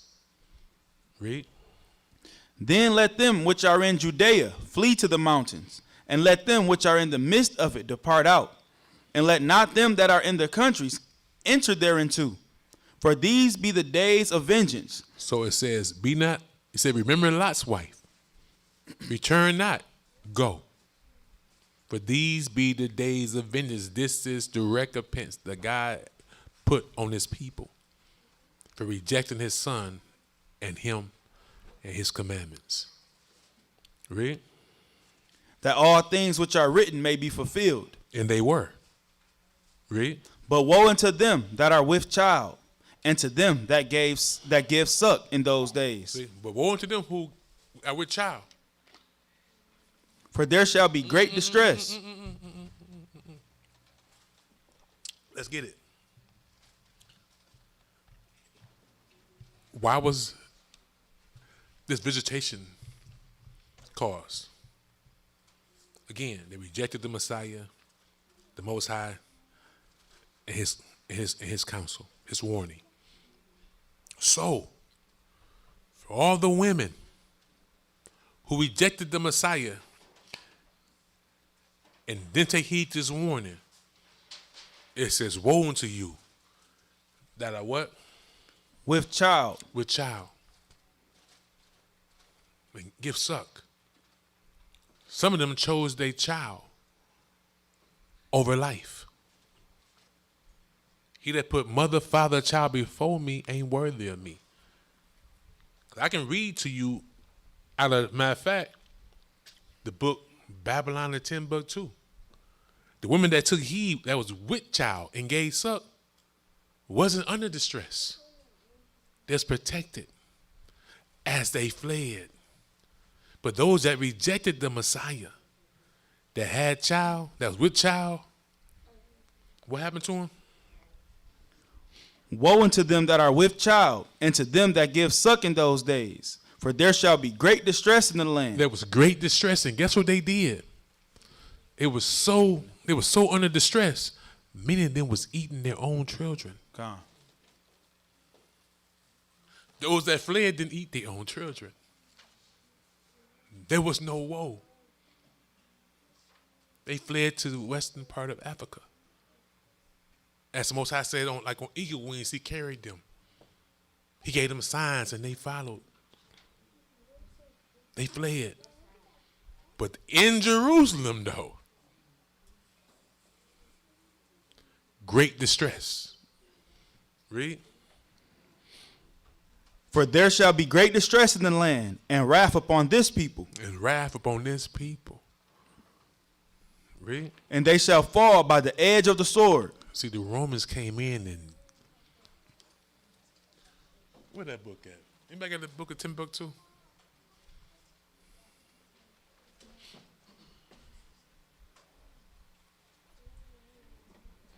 See, I got a notification to attention. Hurricane Melissa has now strengthened to a high in Category 1 hurricane. Serious.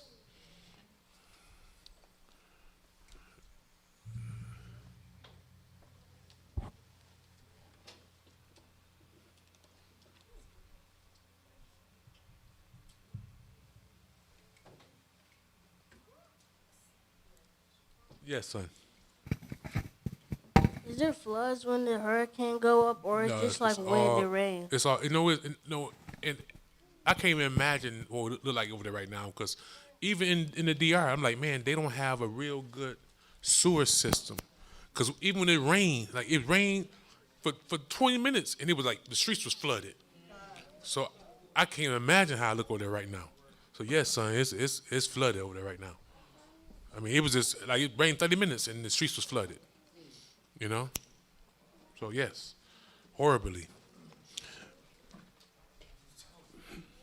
What? Oh, you got it? You send me the PDF? You sent it to me? Mm-hmm. Okay. I'm going to read out the book Babylon 10:2.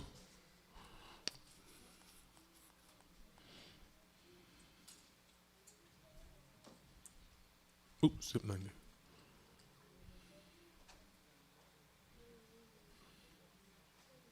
You be on the PDFs, boy. Yeah, you can find everything online, huh? Everything on there.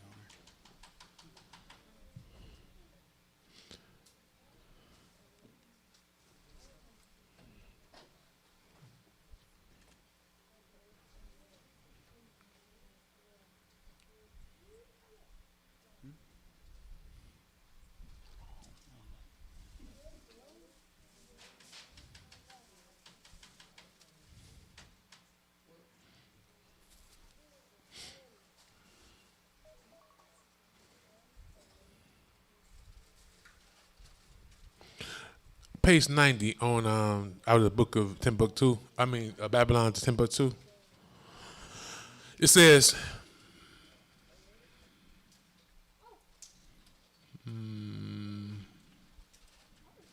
that ain't what I want to see.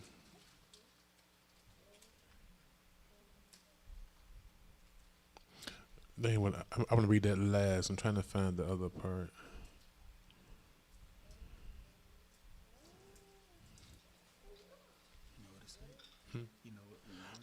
Yeah.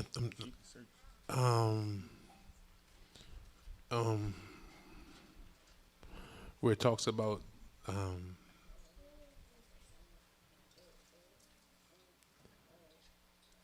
the black Jews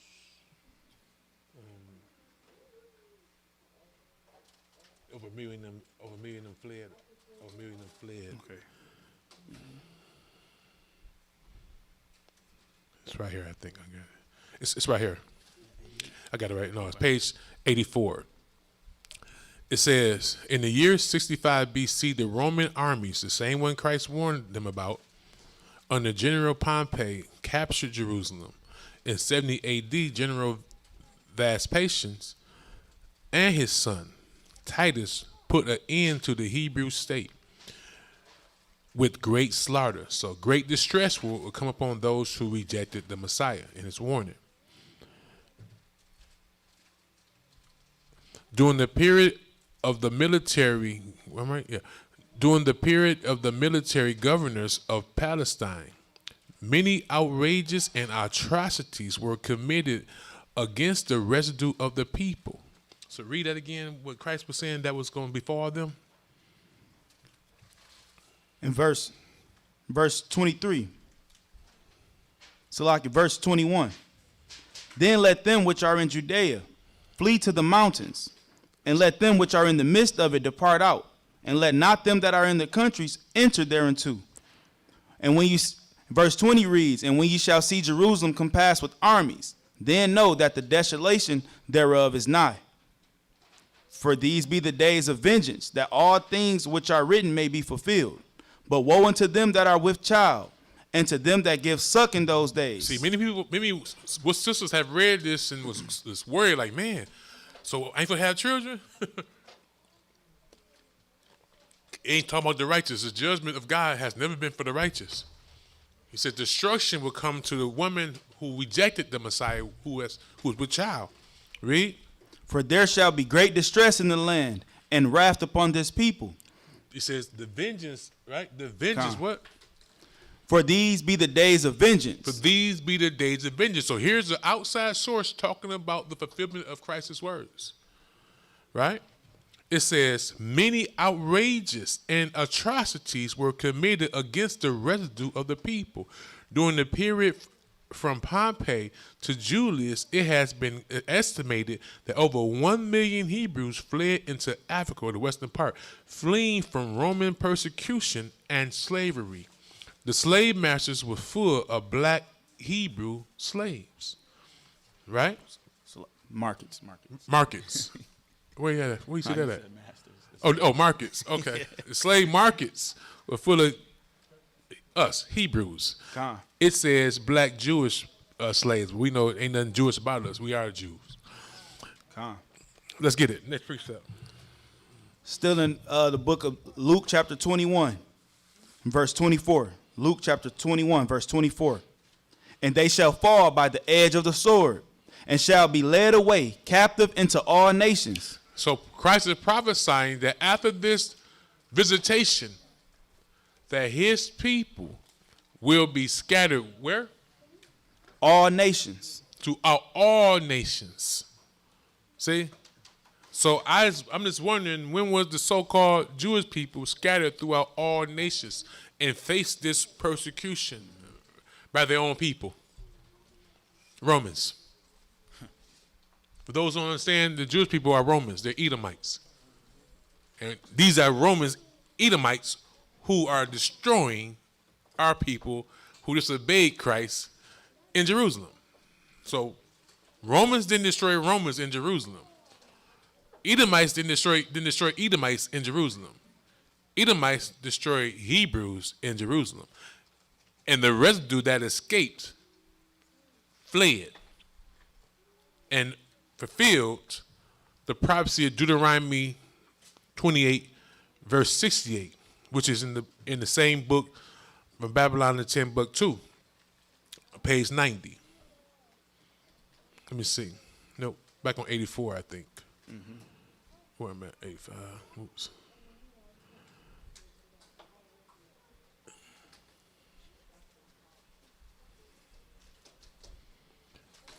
it says, I'm gonna read the scripture out of this article, out of this page from this book, chapter 84. Page 84. And the Most High shall scatter thee among all people, from one end of the earth even to the other, and there thou should serve other gods. So amongst this scattering, the lands that his people are scattered to, we will serve devils and not him. So every religion that our people were introduced to is the worship and sacrifice to devils and not the Almighty God. According to prophecy.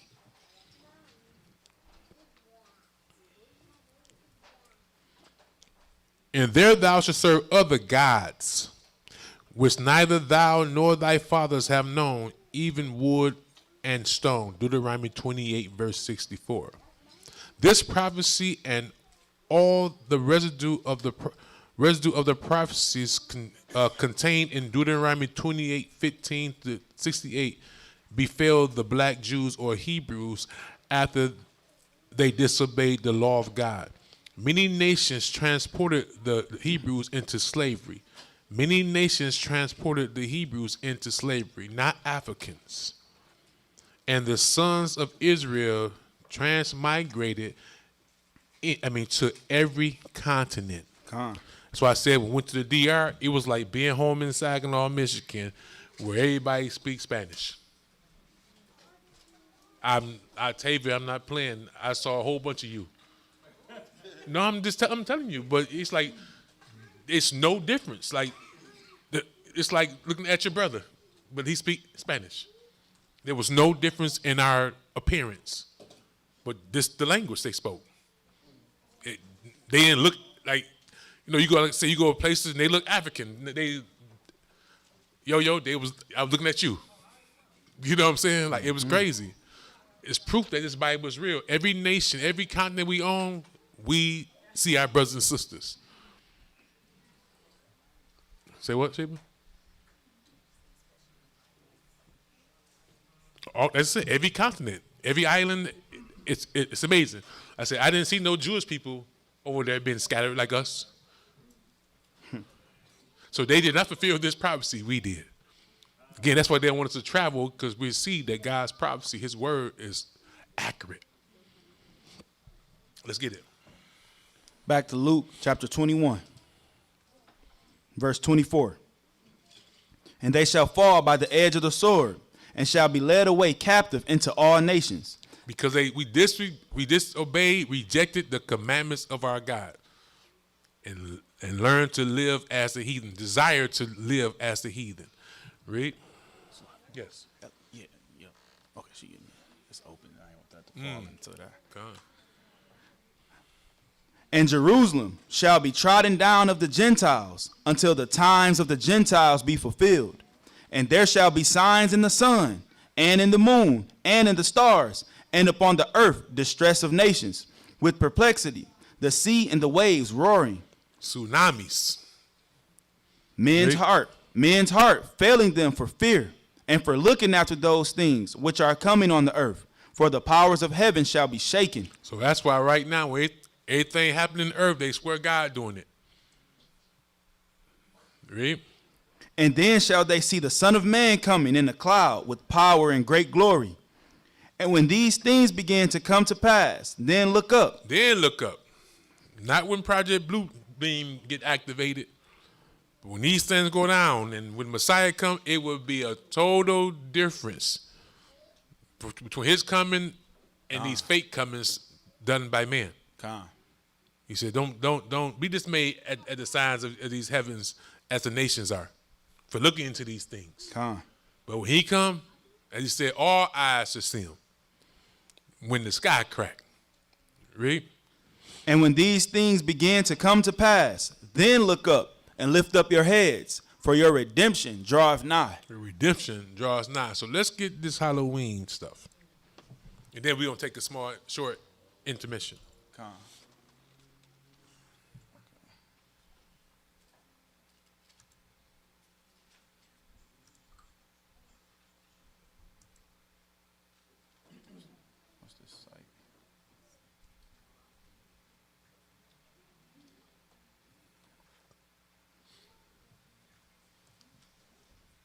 The title is Samhain to Soul Mass, the pagan origins of familiar Halloween rituals. The pagan, now we know pagan is opposite than the Most High, right? So we must ask ourselves, if we are claiming to be followers of Messiah, why are we engaged in something that's antichrist? If it's pagan, it's antichrist. So how you call yourself a follower of Messiah, but you are engaging in paganism? Even the saying trick or treat, we're gonna get the true meaning of it. But this is what we have passed down to our children, putting our children into the fire the Most High warned us against. Instead of teaching our children the heritage that the Most High have left us, the laws, statutes, and judgments, we have passed down to our children these pagan, satanic traditions.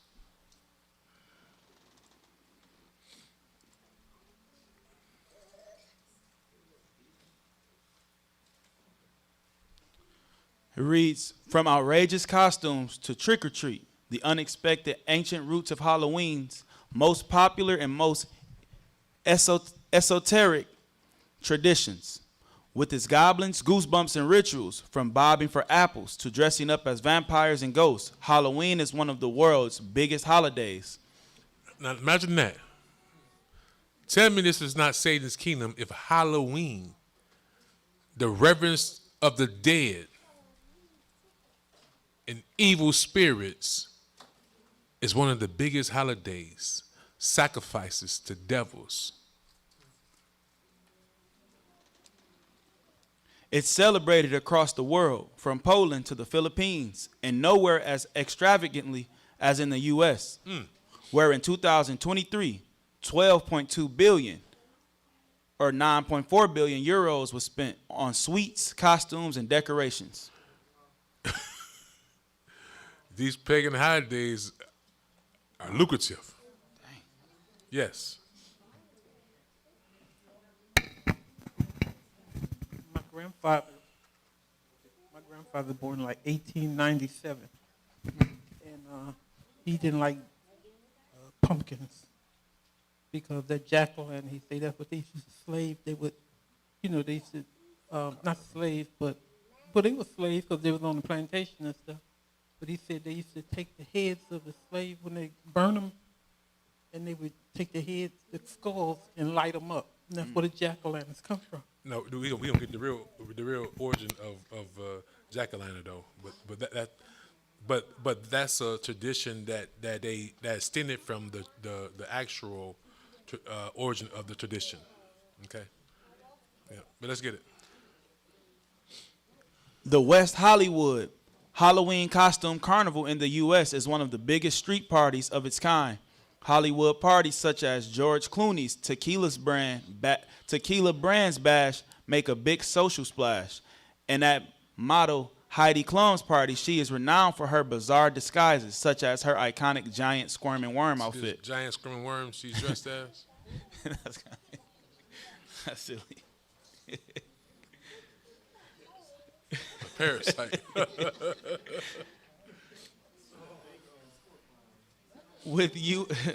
With U.S. stars turning out again for the biggest dressing up. So Satan is using his agents to make this ritual, satanic ritual, as popular as he can. If the agents of Satan, the celebrities of Satan's world are doing it, would not the kids want to also be like them? With U.S. stars turning out again for the biggest dressing up show after the Oscars red carpet. It's no surprise Halloween is often viewed as a modern U.S. invention. In fact, it dates back more than 2,000 years to Ireland, an ancient Celtic fire festival called Samhain. So when Most High gave us his law, statutes, and judgments, was that less than 2,000 years ago? Or more than 2,000 years ago? Mm-hmm. So is that not adding to his law? So obviously this is not, as we didn't find it in Leviticus chapter 23. So we're doing something that was added. to culture. The exact origins of Samhain predate written records, but according to the Horniman Museum, there are Neolithic tombs in Ireland that are aligned with the sun on the mornings of Samhain and embolic in February, suggesting these dates have been important for thousands of years. So, dating back to the worship of what? The sun. Con. A creation of God. Right? Celebrated usually from October 31st to November 1st, the religious rituals of Samhain, pronounced Samhain, meaning summer's end, focused on fire as winter approached. Anthropologist and pagan Lynn Baylis tells the BBC. So one thing about pagans, they're not ashamed of being a pagan. They tell you the truth. Christians are pagans, but they don't accept the fact that they're actual pagans. Lynn Baylis tells the BBC, fire rituals to bring light into the darkness were vital to Samhain. Now, to bring light into the darkness, who's prophesied to do that? Messiah. Con. Not fire, but the actual Son of God. The Son of Man is coming to the world to shine light upon darkness. Right? Fire rituals to bring light into the darkness were vital to Samhain, which was the second most important fire festival in the pagan Celtic world, the first being Beltane on May 1st. Samhain and Beltane are part of the Wheel of the Year, an annual cycle of 8 seasonal festivals observed in paganism, a polytheistic or pantheistic nature-worshiping religion. So polytheistic means what? Multiple gods, pagan. Go back. So it's admitting that it's polytheistic, it's pagan. It says nature worshiping the creation and not the creator. So let me ask my Christian brothers and sisters a question. What fellowship are you having with a pagan who's worshiping nature, the creation, using a created thing, which is fire, to supposedly bring light into the world? How are you engaged in something that is admitting has nothing to do with God? Read.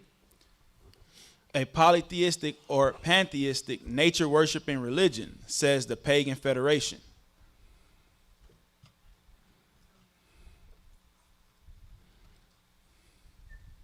Samhain was the pivotal point of the Celtic pagan New Year, a time of rebirth and death. Pagans had 3 harvests. Lammas, harvest of the corn, on August 1st. So there's sacrifices during these festivals. These are their holy days, their holidays. Read. And the one of fruit and vegetables. So they are praying and thanking their gods for these harvests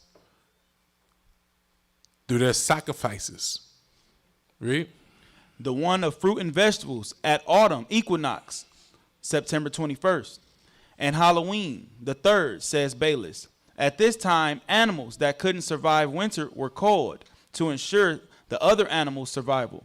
So there was a lot of death around that time, and people knew there would be deaths in their villages during the harsh winter months. Other countries, notably Mexico, celebrate the Day of the Dead. The who? Celebrate the Day of the Dead. What scripture is that? What holy day is that, according to scripture? They celebrated the Day of the Dead. They celebrate the Day of the Dead. Read. They celebrate the Day of the Dead around this time to honor the deceased. Costumes and ugly masks were worn to scare away malevolent spirits believed to have been set free from the realm of the dead. At Samhain, Celtic pagans in Ireland would put out their home fires and light one giant bonfire in the village, which they would dance around and act out stories of death, regeneration, and survival. As the whole village joined in to dance, animals and crops were born as sacrifices to Celtic. Hold on. So like you.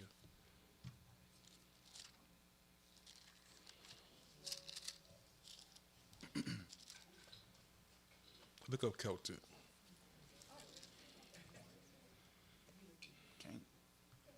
You can't? Okay. Now, it says that this is a day that they honor the dead, right? So I'm going to ask everybody a question. Why are they honoring the dead? When the Bible warns us about something, right? Zechariah chapter 1, verse 2 says, the Most High have been sore displeased with your fathers. The Most High has been sore displeased with our fathers. Therefore say thou unto them, thus says Ahayah, the Lord of hosts, turn ye unto me, says the Lord of hosts, and I will turn unto you, says Ahayah. Be not as your fathers, unto whom the former prophets have cried, saying, thus says the Lord of hosts, turn ye now from your evil ways and from your evil doings. But they did not hear, nor hearken unto me, says Ahayah.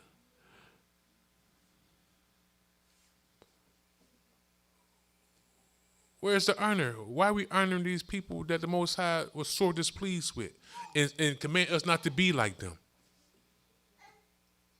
Who are these ancestors that they praying to? Why are we honoring the wicked? So when, what's his name? Umar Johnson and his squad, I ain't gonna call him doctor, going to these grave sites, why are they honoring asking advice from the wicked?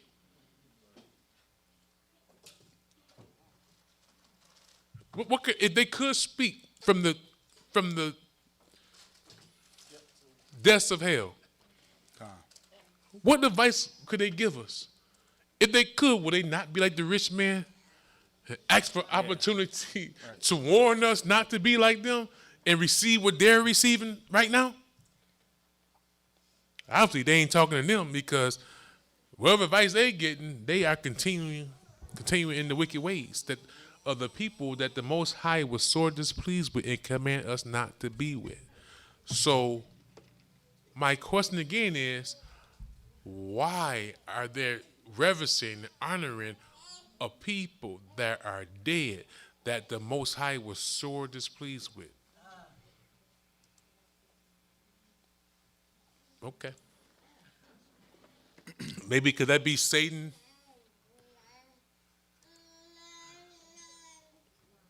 relishing in his work, getting us to admire these people that please him but displease the Most High? Okay. Did you find Celtic? Oh, you want to look it up? Yeah, they requested to look it up.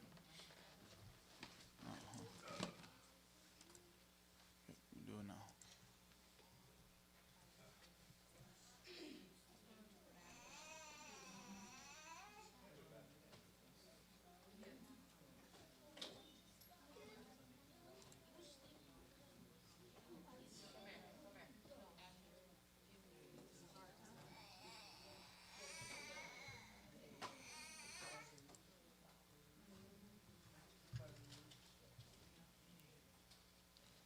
It's not sticking. One second.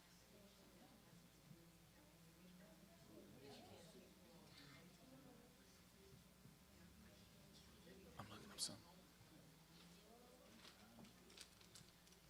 So it says the Celts are a member of a division of the early Indo-European people distributed from the British Isles and Spain to Asia Minor. It also says that the Celts defended their lands against Romans or something. So,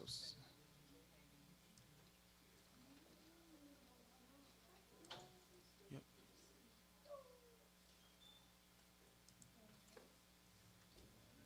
Back to the article. Oh, back to the article. Oh, went to the top.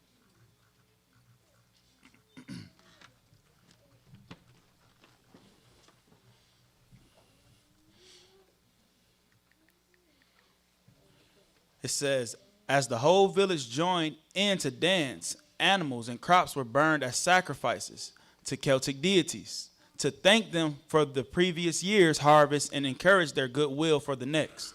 So what? Who they praying to? Celtic deities. Celtic deities. Devils, not God. Come. They're thinking the fallen angels and not the Most High God. It was believed that at this time, the veil between this world and the spirit world was at its thinnest, allowing the spirits of the dead to pass through and mingle with the living. The sacred energy of the rituals, it was believed, allowing the living and the dead to communicate, and gave Druid priests and Celtic shamans heightened perception. Druid who? Druid priests. So with these holidays, they have priests that have taught them ancient traditions, right? And this is where the dress-up factor came in. Costumes and ugly masks were worn to scare away malevolent spirits. So what's the real premise of these costumes? It's not just a little cute thing to have our children, these skeletons and these horrible costumes. But the true premise is the intent is to scare away, to be so ugly, horrifying in appearance, that you would actually scare away spirits. Right? To scare away malevolent spirits believed to have been set free from the realm of the dead. This was also known as mumming or guising.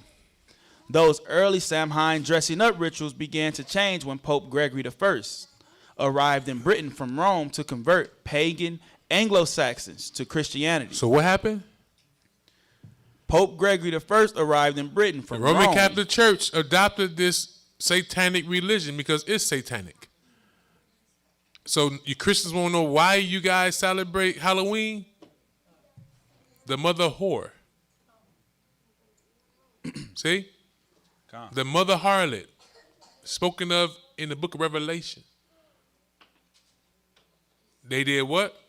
Those early Samhain dressing up rituals began to change when Pope Gregory I arrived in Britain from Rome to convert pagan Anglo-Saxons to Christianity. To Christianity. Read. The Gregorian mission decreed that Samhain festivities, holidays, must incorporate Christian saints to ward off the spirits and evil creatures of the night. So they blended it from what? Now they put their so-called fake saints into this. So they combined the two. See? Same way that they have tricked you all to believe that you're not worshiping the Son, but the actual Son of God, which the Son of God never commanded. He said, worship the Most High God. See? This is a blurring of the lines. See that? That's they converting. They're mixing it all together like a salad. Read. The Gregorian mission decreed that Samhain festivities must incorporate Christian saints to ward off the spirits and evil creatures of the night, says Baylis. All Souls Day, November 1st, was created by the church. So created by who? Was created by the church. All Souls Day was created by the church. So people could still call on their dead to aid them, also known as All Hallows. Are not people today doing the same thing? Gone. They're not calling on the Most High to save them. They're calling on their wicked forefathers who could not hear them nor help them. Read. So people could still call on their dead to aid them, also known as All Hallows. October 31st later became All Hallows Eve, later known as Halloween. There is a long tradition of costuming of sorts that goes back to Hallow Mass when people prayed for the dead, explains Nicholas Rogers, a history professor at York University in Canada, but they also prayed for fertile marriages. Centuries later, boy choristers in the churches dressed up as virgins. He says, so there was a certain degree of cross-dressing in the ceremony of All Hallows Eve. Cross-dressing. Anybody know what cross-dressing is? And here's a picture. And there's a picture. There's a picture. Read. It's crazy. The Victorians loved the ghost story and adopted non-religious Halloween costumes for adults. Later, after World War II, the day centered on children dressing up, a ritual still alive today at trick-or-treating time. Since the 1970s, adults dressing up for Halloween has become widespread again, not just in creepy and ugly costumes, but also hypersexualized ones. According to Time, the risque outfits emerge because of the transgressive mood of the occasion, when you can get away with it without it being seen as particularly offensive. In the classic teen film. Is this not Antichrist? Read. In the classic teen film Mean Girls, it's jokingly said that in Girl World, Halloween is the one night a year when girls can dress like a total slut and no other girls can say anything about it. It's not just in Girl World that Halloween has disinhibiting effect. It is a hugely popular holiday in the LGBTQ plus community. In the who? It's a hugely popular holiday in the LGBTQ plus community. So I'm asking my Christian fellows, people once again, what have you to do with this holiday? What have you to do with this holiday? Why are you engaged in something that's the LGBT community loves so much? Read.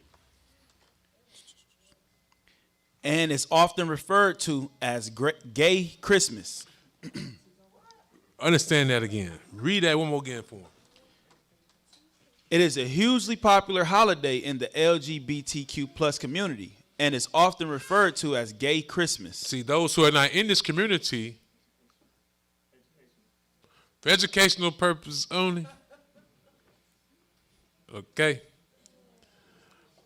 Since we're not in the community, we don't understand the language, the lingo. This is how they view this holiday. Christians try to sugarcoat it by changing the names, but this is what it really is to pagans. You can't drink the cup of the Lord and a cup of devils. Right? In New York, the city famously comes alive every year with the Halloween parade featuring participants in elaborate and outlandish costumes, playing with fire. Echoes of Samhain also live on today in fire practices. Carving lanterns from root vegetables was one tradition, although turnips, not pumpkins, were first used. Say again. See, Sister Kana, let's get it. Carving lanterns from root vegetables was one tradition, although turnips, not pumpkins, were first used. The practice is said to have grown from a Celtic myth about a man named Jack who made a pact with the devil, but who was so deceitful that he was banned from heaven and hell, and condemned to roam the darkness with only a burning coal and a carved out turnip to light the way. It's a picture of it. In Ireland, people made lanterns, placing turnips with carved faces in their window to ward off an apparition called Jack of the Lantern or Jack O' Lantern. In the 19th century, Irish immigrants took the custom with them to the U.S. In the small Somerset village of Hinton St. George in the U.K., turnips or mangolds are still used and elaborately carved. Punkies are paraded on Punky Night, always the last Thursday of October. In the UK town of Ottery, St. Mary, there is still an annual flaming tar barrels ritual, a custom once practiced widely across Britain at the time of Samhain, where flaming barrels were carried through the streets to chase away evil spirits. A quote. What the Messiah say one should do when possessed by an evil spirit? Fast and pray. Mm-hmm. Not light a barrel and send it down the street to chase them away. Solars went door to door singing and saying prayers for souls in exchange for ale, cakes, and apples. Leaving food and sweetly spiced soul cakes or soul mass cakes on the doorstep was said to ward off bad spirits. Households deemed less generous with their offerings would receive a trick played on them by bad spirits. This has translated into the modern day trick or treating. Whether soul cakes came from the ancient Celts or the church is open to argument. But the idea was that as they were eaten, prayers and blessings were said for the dearly departed. Now you understand what the Most High said, learn not the way of the heathen. Don't inquire how the nations serve their gods. This is what they do. Read. From medieval times, souling was a Christian tradition in English towns. Was it who? Was a Christian tradition. Souling was a Christian tradition. Not a godly tradition, but a Christian tradition. So we're seeing that Christianity is really pagan. Come. It's not of Christ. It is what the Messiah warned us about. Many should come in his name, deceiving many. Christianity is the great deception the Messiah warned us against. From medieval times, souling was a Christian tradition in English towns at Halloween and Christmas. Halloween and Christmas has nothing to do with the Messiah or God. Read. And soulers, mainly children and the poor, went door to door singing and saying prayers for souls in exchange for ale, cakes, and apples. Now it's candy.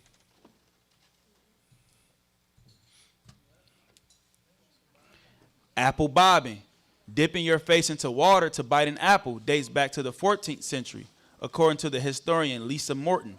An illuminated manuscript, the Luttrell Psalter, depicted it in a drawing. Others date the custom back further, to the Romans' conquest of Britain and the apple trees that they imported. Pomona was the Roman goddess of fruitful abundance and fertility, and hence it is argued apple bobbing's ties to love and romance. In one version, the bobber, usually female, tries to bite into an apple bearing her suitor's name. If she bites it on the first go, she is destined for love. 2 goes means her romance will start but falter. 3 means it will never get started.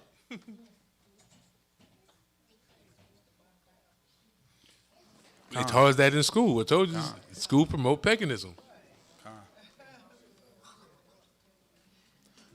British rituals at the heart of Halloween traditions are the subject of Ben Edge's book, Folklorizing, illustrated with For educational purposes only.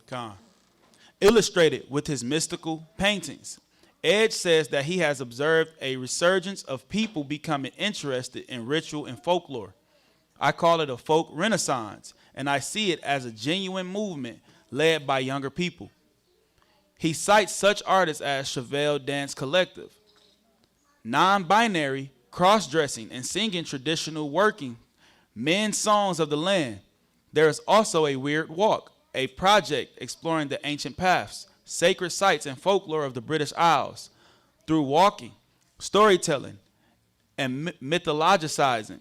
If interest in folk rituals is on the rise, so too are the numbers turning to such traditions as paganism and Druidry, both adhering to the wheel of the year and Samhain, dedicated to remembering those who have passed on, connecting with the ancestors, and preparing ourselves spiritually and psychologically for the long nights of winter ahead. It's a picture of the flaming tar barrels.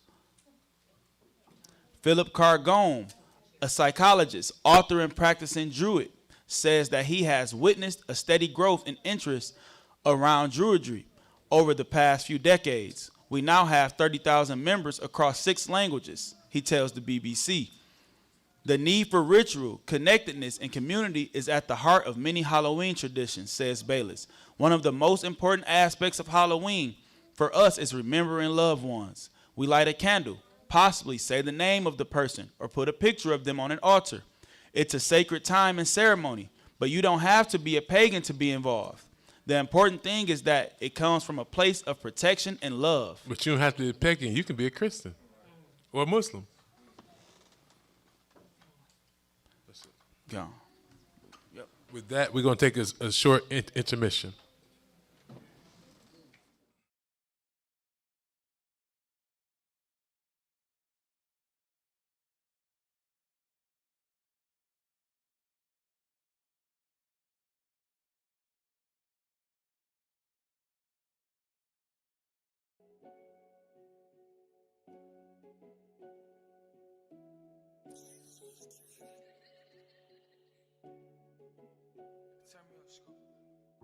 I'm down on my knees.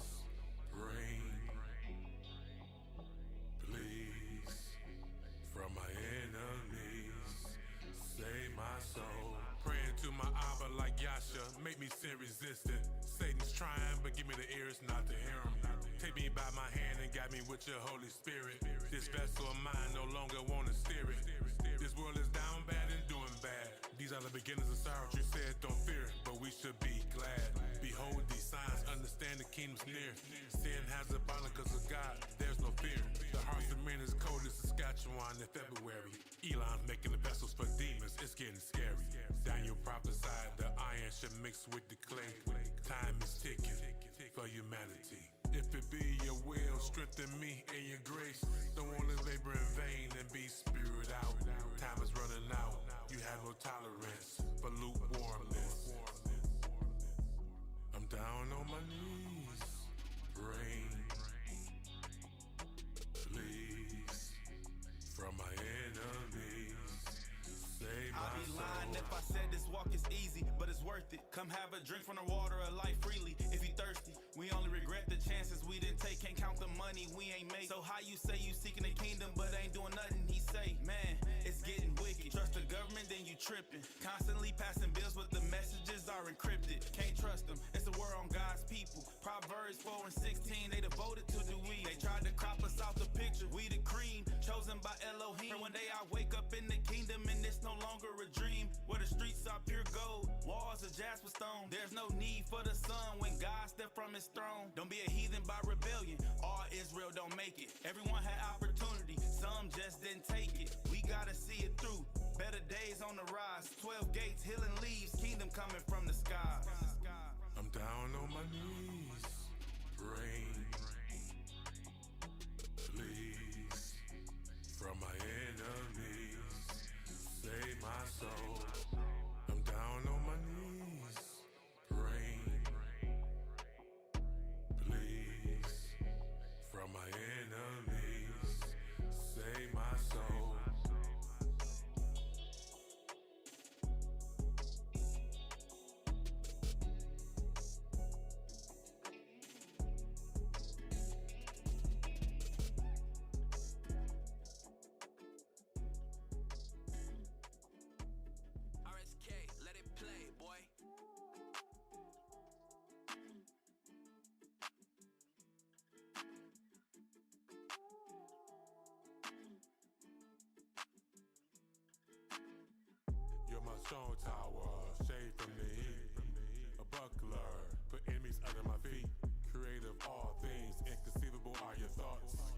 Indescribable love, you made your people the salt of the earth.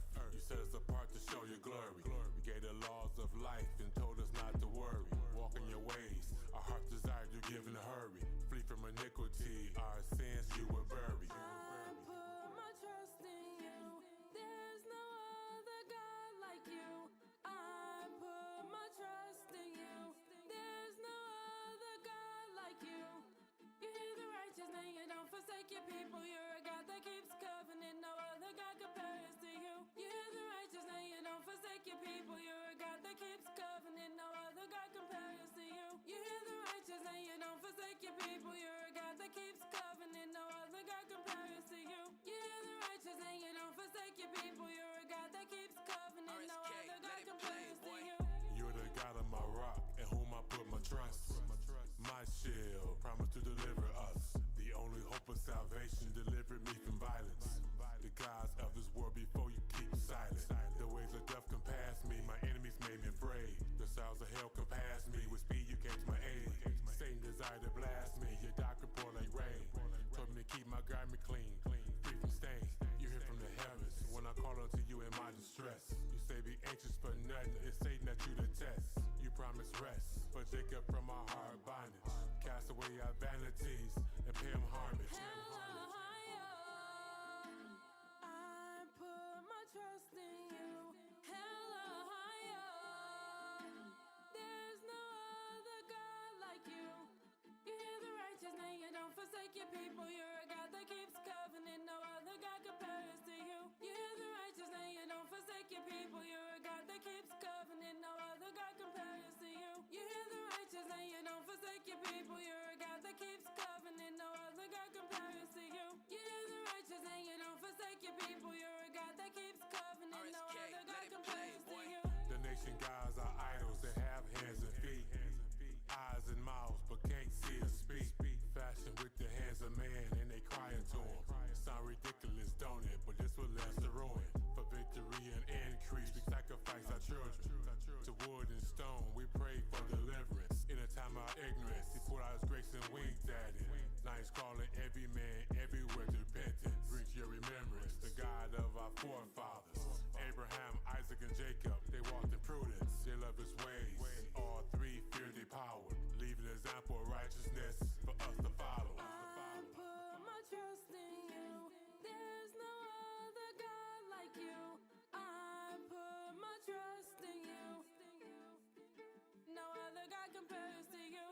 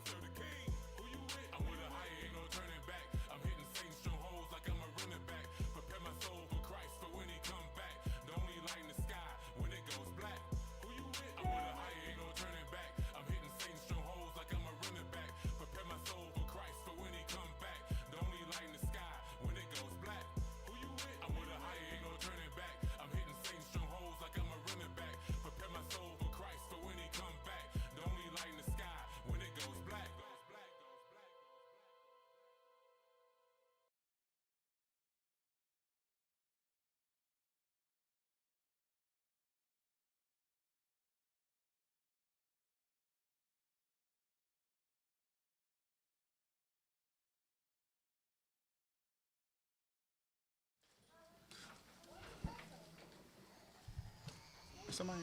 It's by the door.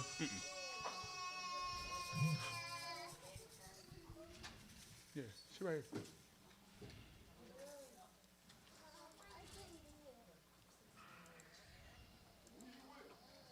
You put it on this one. Mm-hmm. There you go.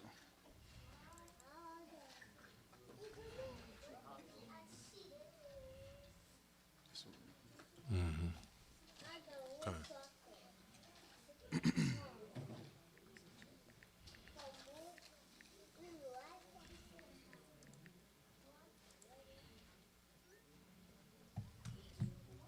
All right, we back, family. For this information, I want to thank our Sister Mitchell, for this information. And I think it's very timely because this is a popular activity that we have engaged in, not understanding its connection with this pagan holiday. So we're gonna get the origin. The question is, I asked, what she asks is pumpkin patches connected with the pagan holiday Halloween? Let's get it.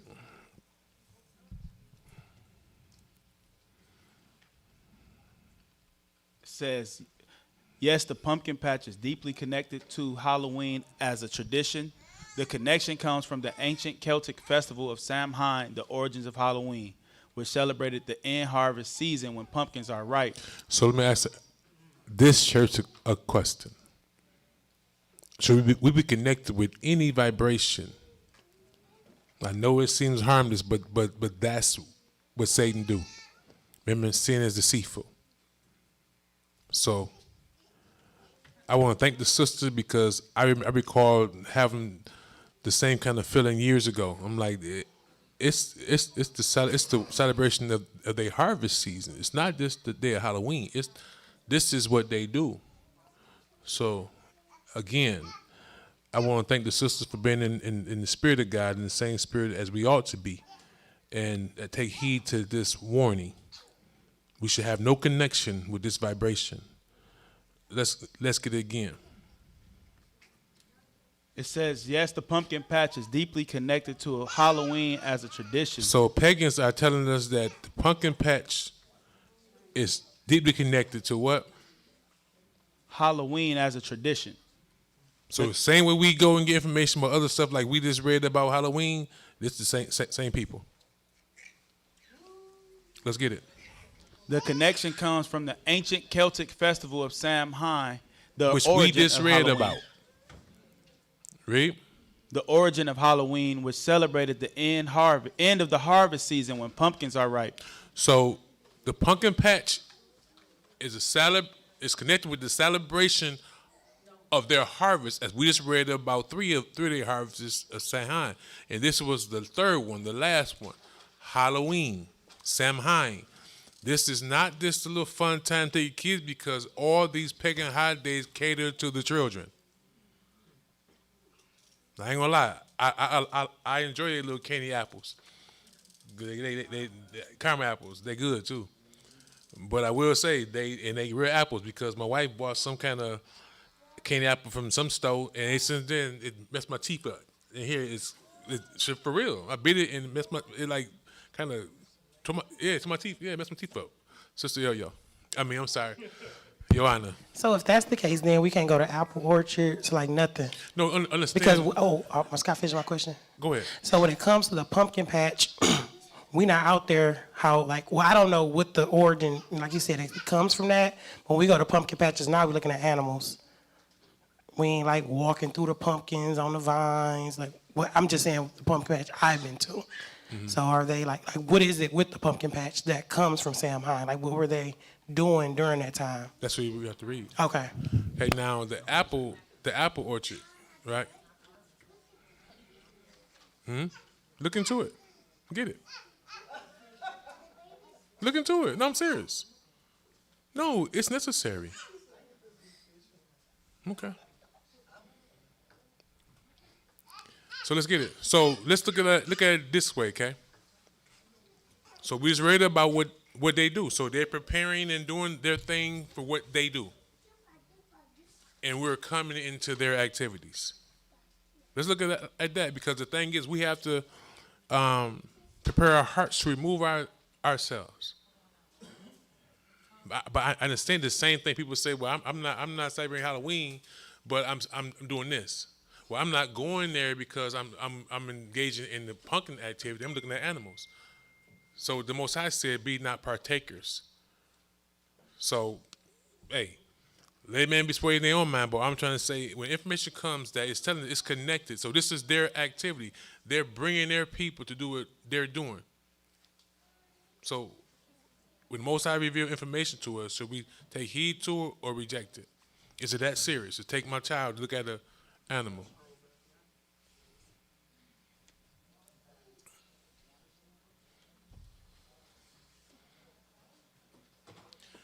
Now, since you don't want to do it, somebody else did it.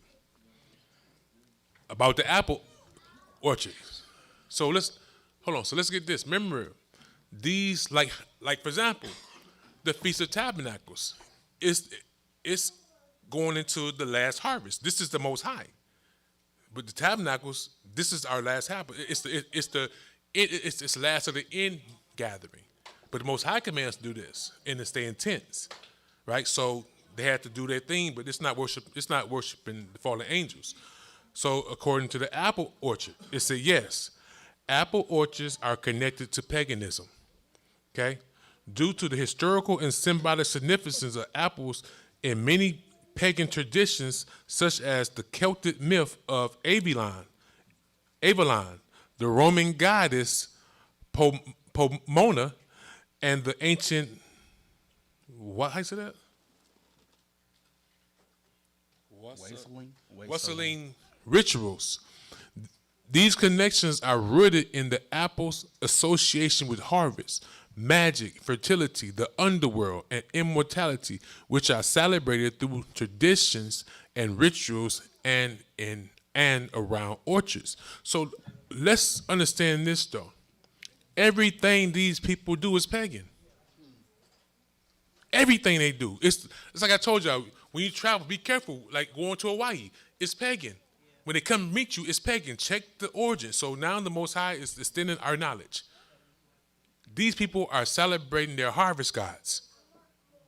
Now, I don't know about y'all, but I don't like pumpkin pie. I don't eat pumpkins. Okay? So I and my family would not be going to the pumpkin patch as it is this day. Okay? It ain't that serious. Apple orchard, we gonna be going to we can go around the corner. Maybe they'll be nice to me and let's get some apples off their tree. But I'm just saying we have to be serious. The Most High is showing us that we have to not be as them. We can't disguise what they do. This world it says the whole world is laden with iniquity. Everything they do is to worship in the reverence of their gods. So he says he calls this lesson he ain't gonna say he called us to be holy. He called us to be holy. Learn not their ways. Do not what they do. Is that not what he commanded us to do? I just read, he said, be not like your rebellious, stiff-necked fathers. That's what they did. They compromised because of what they wanted to do. We can't, it says learn from them. Okay? So it's like anything else, it's showing that all this stuff is disguised. But they telling us, like say these pagans telling the truth. This is what it is. They may say, hey, you know, it's going to see the apples. But they got something else going on. Like the same way y'all went with the church then. But just during the same season, we was downtown. We walking through the building, they got all kind of, it was doing like the Halloween. They had all the things in the building. Most High said, no, y'all got to go. Get out of here because they doing what they do. He got us out of there. We was in the midst of it, you know, and we got this building. But this is what they do. Like the same thing with, what's called it, the Memorial Day weekend. It ain't just a day, this day weekend. They doing what they do. You know, so we got to be careful. So,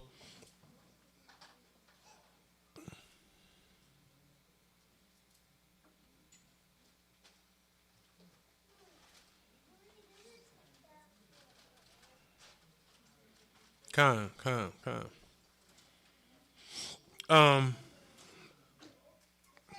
So I'm gonna read what the sister said, and I can't go against it because it's real.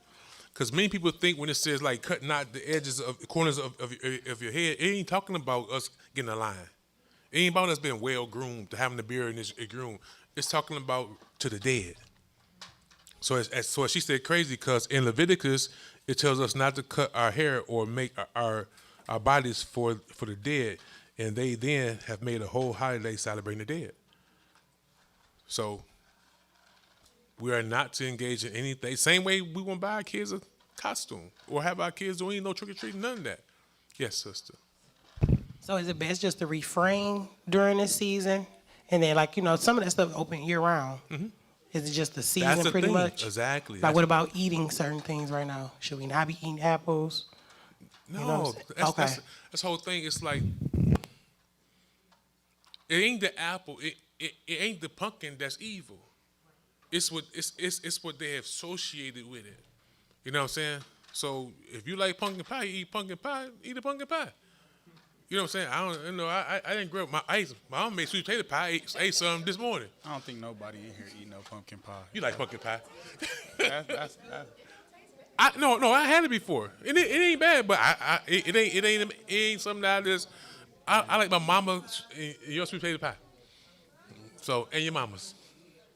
No, we didn't grow eating the pumpkin pie.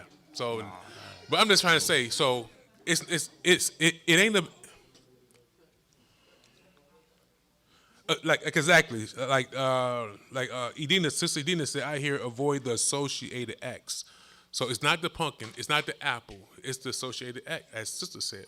So what they got going on? Because this is their season. This is what they're doing. And the Most High said, what have we to do with these people doing what they do? It says stay away from them. And it even said if someone entices us to go over there with them, bring them before the judges and kill them. Because we're enticing. So it's like I said, sin's deceitful. And they always allure us with our children. It's a time to take my children and walk through the path, through the little mazes. No, it ain't that important. So Christ says that anything that appears evil, cut it off. So let's just cut it off. It ain't that serious. I didn't grow up going to the pumpkin patch and don't miss it at all.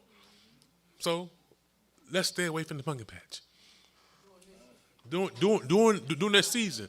Now, it's during the season so long. So as I said, now if they got some of them caramel apples after the season, y'all go grab me 2 of them. Go ahead. Here we go. So Yeah. for clarification, because this is when they are ripe. This is the harvest.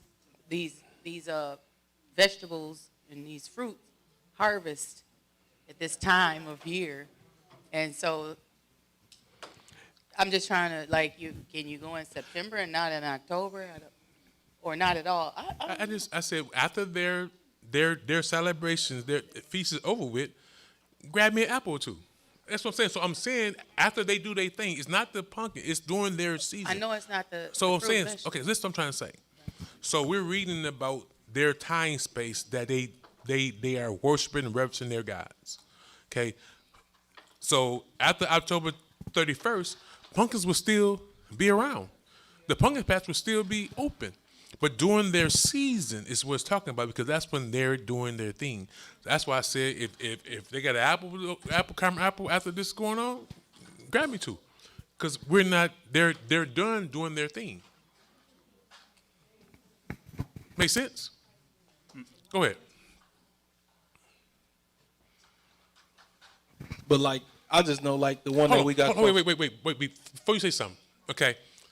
Now I just mentioned Okay. I mentioned about my accountant's office, right? Now they had candy in the little cups and jars and stuff, right? I didn't get none. Is candy evil? But the candy they got right now in their jars, I know it's for Halloween, so I'm not messing with it. But after Halloween, if they got candy in there, then I'm eating some candy. The candy they got in there, so I'm not messing with the candy because I know this is for it's Halloween candy. But them little, what you call them little things, the little corn, them little candy corn. It's not evil. So after Halloween, hey, come on with it.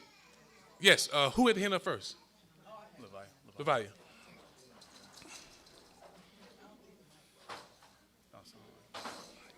Yo-Yo got it. Yo-Yo got it. You got questions. You keep yours. I know yesterday when I had went to get some taco bread, because I was going to make it for that soup, they had some cake in there. And it was made like a half moon. And I was like, okay, what is that? You know, it looked good, too. And he was just like, oh, we make those for the Day of the Dead. I was like, oh, okay. So I didn't even get the bread. Rick, go ahead.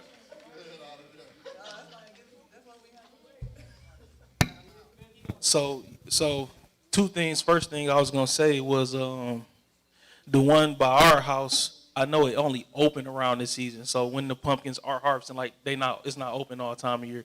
But I just looked something up that kind of answered what I had in my mind. For instance, this is our local one. It says open until October 31st. So you know what I'm saying. So that just is literally for the season, like it being open, period. Because I was wondering, because when we went like 2 years ago or last year, there's nothing visibly like besides the pumpkins, like Halloweenish. I don't even remember seeing nothing carved or nothing. But now knowing, understanding what we just learned, it makes sense. And now that they're saying like they don't even stay open, it ain't like they stay open until like November 22nd or something. Like it's literally for the harvesting season of the pumpkins, etc. So. I would say they have their things now. Towards the end, they will have, like right now, you probably go, you'll see the costumes and stuff, but not the entire season. In the beginning of the season, it's just. So listen, when they open up, it's not during their season. It's like right now. What's this? It's the 25th. So it's like during this time of the celebration. They're not celebrating it last month. You see what I'm saying? So I'm talking about doing like you said, during the time that they're doing it. Yeah. So yeah. No, it's not just the Halloween. It's their like. Okay. When they open up, look it up. Okay.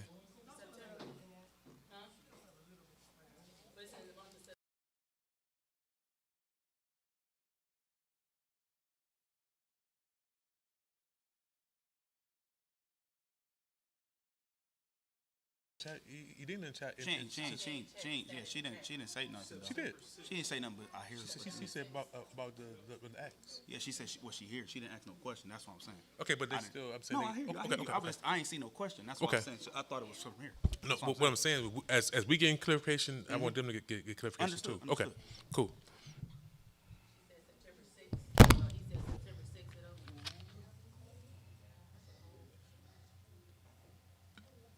So also look up the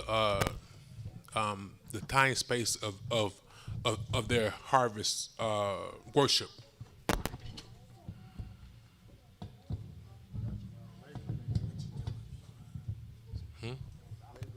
I had no idea.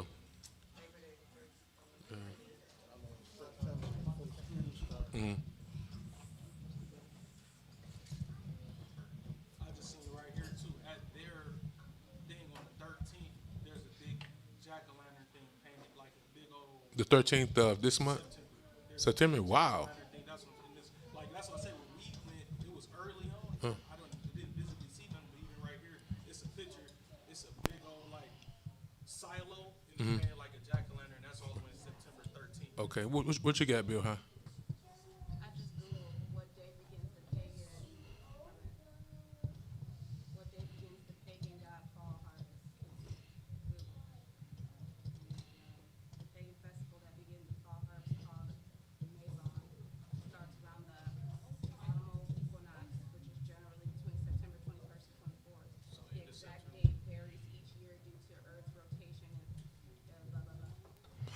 I tell you what, let's just stay away from it. Let's make it simple. Let's get to the Bible. So we're gonna say away from them because they go for it seems like 2 months. Okay.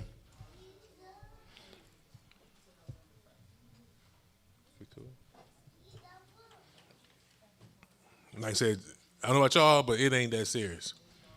So let's go. Jeremiah chapter 10, verses 8 through 21.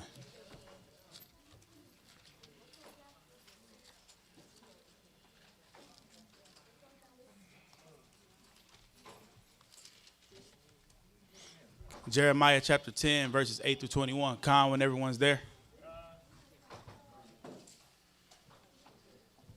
Verse 8. But they are altogether brutish and foolish. The stock is a doctrine of vanities. Silver spread into plates is brought from Tarshish, and gold from Uphaz, the work of the workman and of the hands of the founder. Blue and purple is their clothing. They are all the work of cunning men. But the Most High is the true God. He is the living God, an everlasting King. Now, let's just use this in the same sense that what we're talking about. The people don't understand the premise of what's behind this idol. They see this thing in beautiful purple and gold, silver, but the premise is they're decking their gods. Decking out their gods, right? That's what it says, but they are altogether brutish and foolish. The stock is a doctrine of vanity. Okay? Let's go. At his wrath, the earth shall tremble, and the nations shall not be able to abide his indignation. Thus shall ye say unto them, the gods that have not made the heavens and the earth, even they shall perish from the earth and from under these heavens. So these harvest gods are not the gods that created or planted the seed, created the seed. But man has associated them with the creation of the Most High and are worshiping it. Read. He have made the earth by his power. He have established the world by his wisdom, and have stretched out the heavens by his discretion. When he uttereth his voice, there is a multitude of waters in the heavens, and he causeth the vapors to ascend from the ends of the earth. He maketh lightnings with rain, and bringeth forth the wind of his treasures. Now, the people would say that there's a rain god, there's a lightning god, but it's showing us who actually made it. Read. Every man is brutish in his knowledge. Every founder is confounded by the graven image. For his molten image is falsehood, and there is no breath in them. They are vanity, and the work of errors. In the time of their visitation they shall perish. The portion of Jacob is not like them, for he is the former of all things. So he's showing us that he is not like the gods of this world. He's the portion of Jacob. He's not like the gods of this world. He is to be solely reverenced. Read. For he is the former of all things. He is the former of all things, not some, but all things. And Israel is the rod of his inheritance. Ahayah is his name. Gather up thy wares out of the land, O inhabitant of the fortress. For thus says the Most High, behold, I will sling out the inhabitants of the land at this once, and will distress them, that they may find it so. Woe is me for my hurt. My wound is grievous, but I said, truly this is a grief, and I must bear it. My tabernacle is spoiled, and all my cords are broken. My children are gone forth of me, and they are not. There is none to stretch forth my tent anymore, and to set up my curtains. For the pastors are become brutish, and have not sought the Most High. Let's get brutish, for they understand what it is.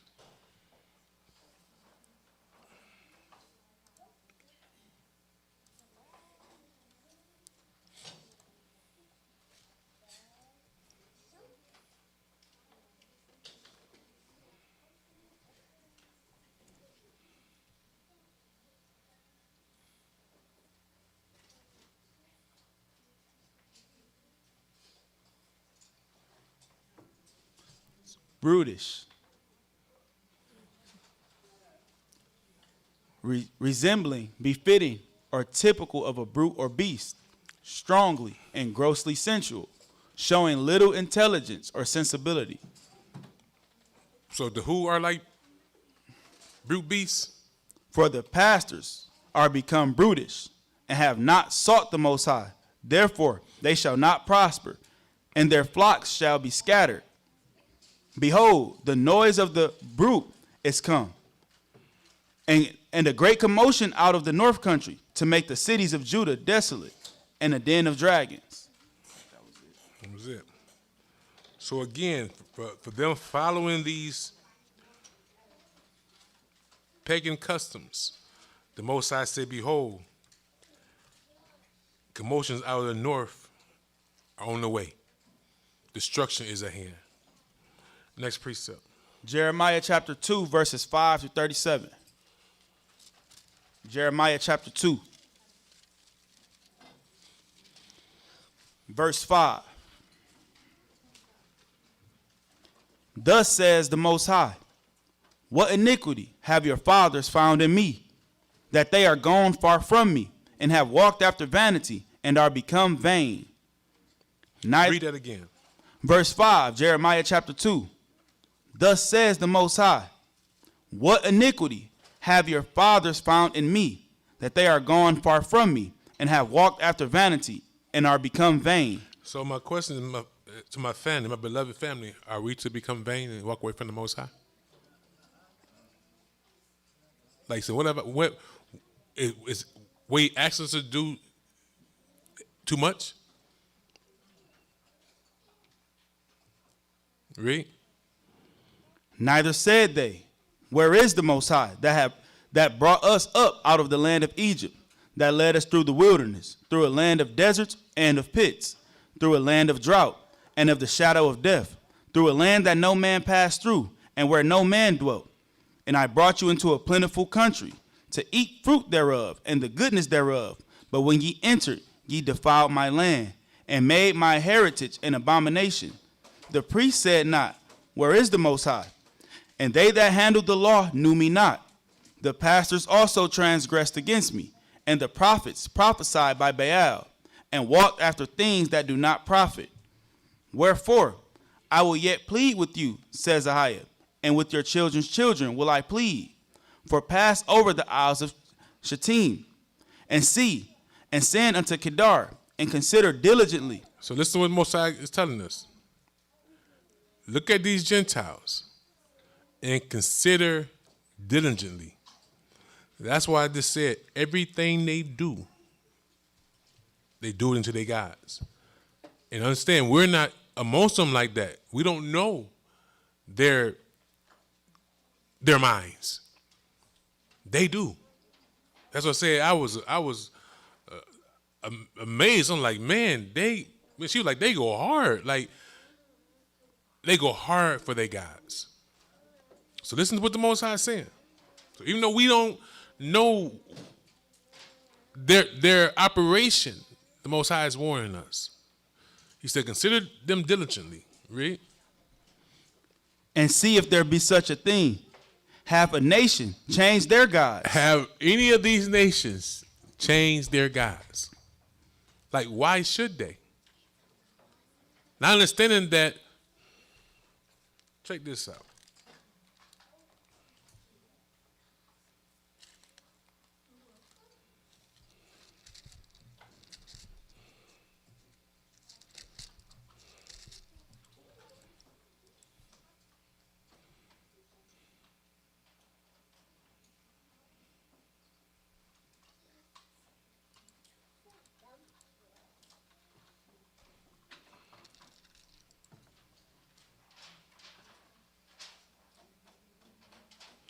Romans chapter 11.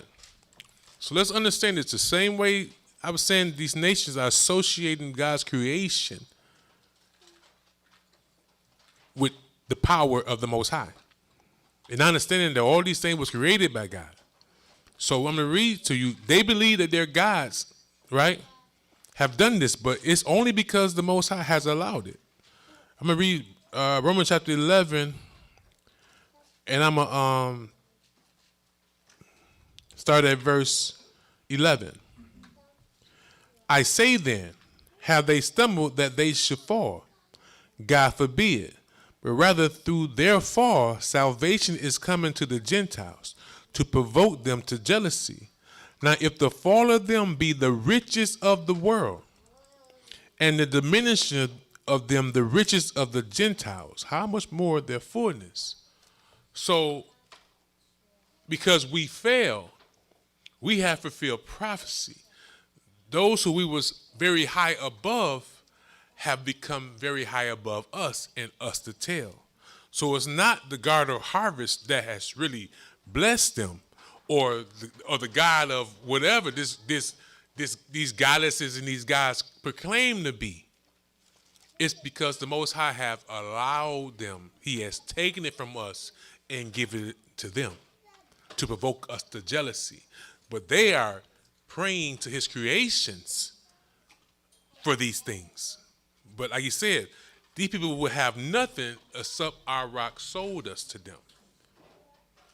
So that's why Paul said, time is time to suffice. For this time past, he allowed these nations. He suffered them to do these vanities, but now has set a day and has called all men to repentance. Because it's time for all of us, every man, Jew or Gentile, to serve the living true God. So that's what they do. They, like I said, the fire God. Who created fire? The Most High. The rain.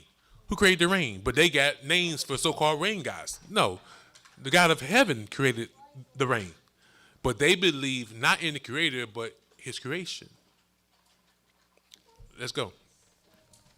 Back to Jeremiah chapter 2, verse 11. Have a nation changed their gods, which are yet no gods? But my people have changed their glory for that which do not profit. These nations have not changed their gods. He's saying they are not gods. The same thing I said, they have not done the things that they have credited them for. They have not. The Most High created them. They didn't create rain. They didn't create the clouds. They didn't create this earth. They didn't create nothing. But the people have been deceived to believe that these fallen angels have. Read. Be astonished, O ye heavens, at this, and be horribly afraid. Be ye very desolate, says the Most High. For my people have committed two evils. They have forsaken me, the fountain of living waters, and have hewed them out cisterns, broken cisterns, that can hold no water. Is Israel a servant? Is he a homeborn slave?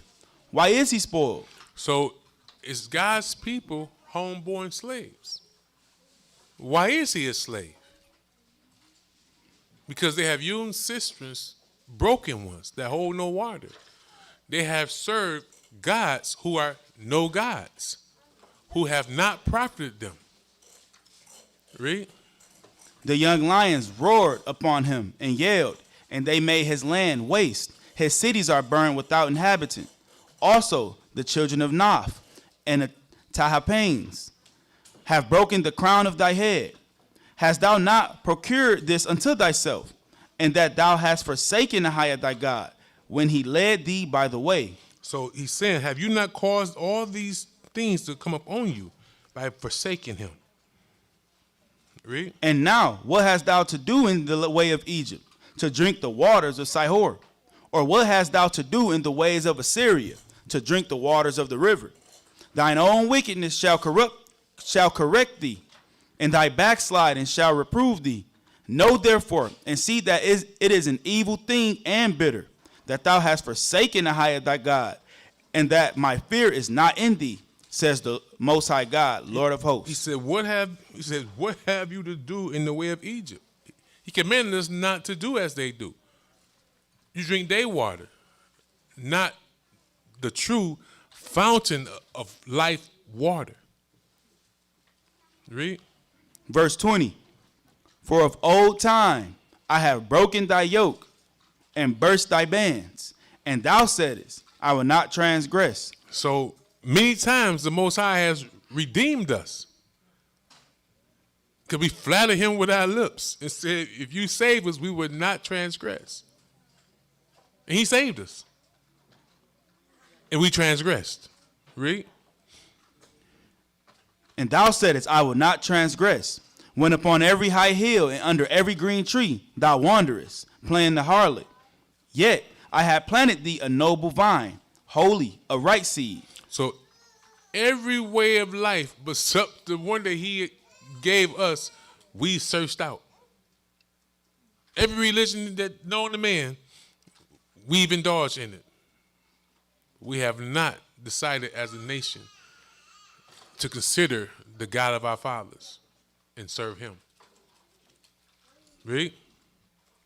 How then art thou turned into the degenerate plant of a strange vine unto me? For though thou wash thee with niter, and take thee much soap, yet thine iniquity is marked before me, says Ahayah. See, that's worshiping with our lips, but our hearts being far removed from him. We clean the outside, but not the inside. So we decide, like I said, we create our own righteousness. We decide on what's good and not listen to what the Most High said is good in his sight. Read. 23. How canst thou say, I am not polluted? I have not gone after Balaam.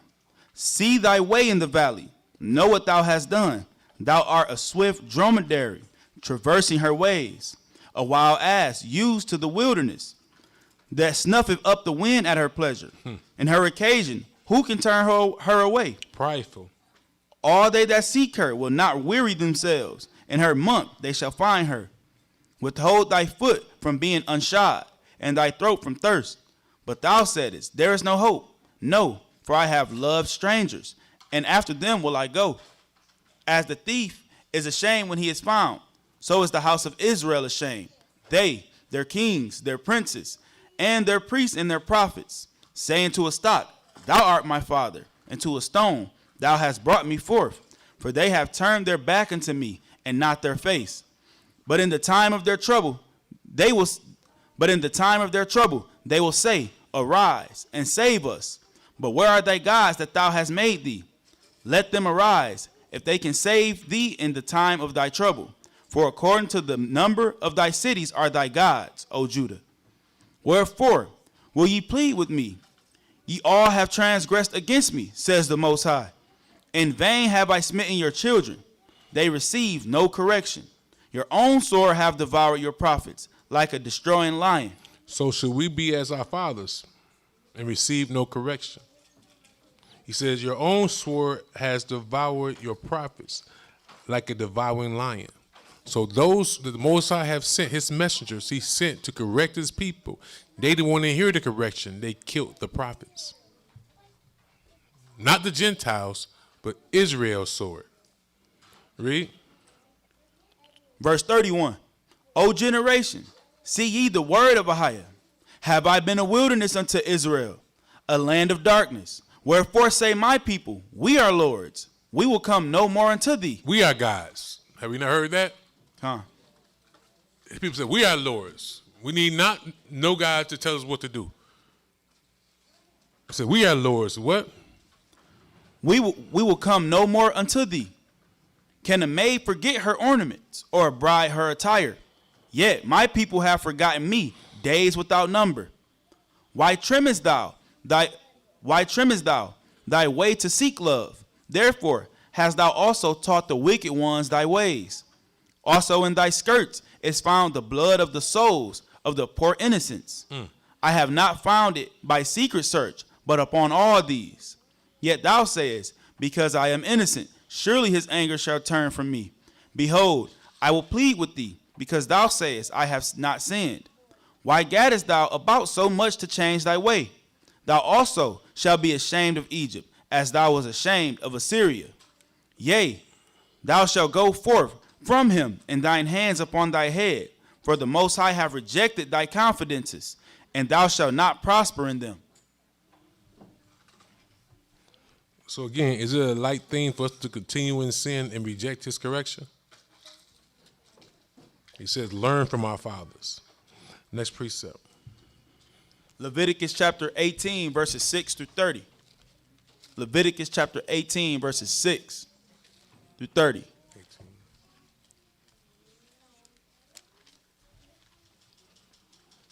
Now, we read earlier, he says, after the doings of Egypt and Assyria and Canaan, we are not to do. So, as the doings of the lands that we are dwelling on, we are not to do. Like I say, we let them do what they do, and we separate ourselves. Read. Leviticus chapter 18, verse 6. None of you shall approach to any that is near of kin to him to uncover their nakedness. I am Ahayah. The nakedness of thy father or the nakedness of thy mother shalt thou not uncover. She is thy mother. Thou shalt not uncover her nakedness. The nakedness of thy father's wife shalt thou not uncover.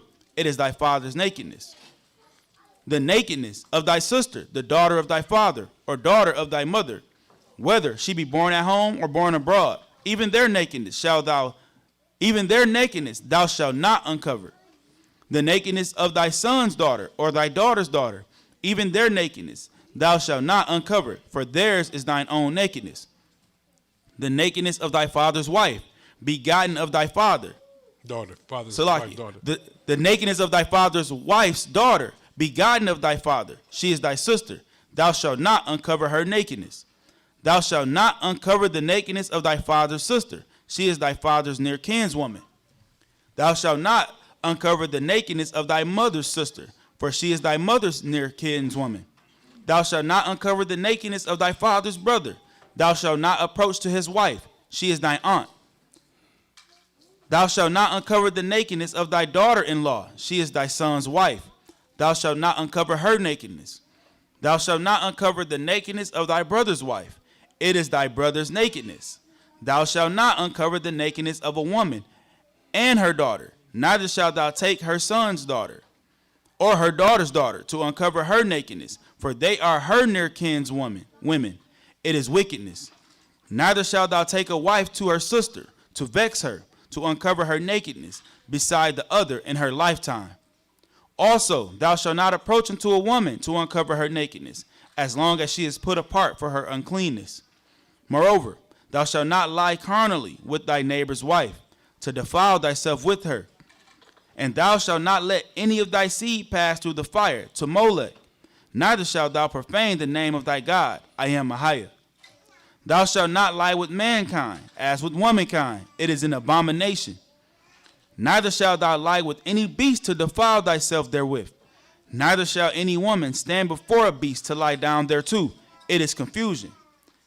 Defile not ye yourselves in any of these things, for in all these the nations are defiled, which I cast out before you. Now understand, these are the people that are around about us.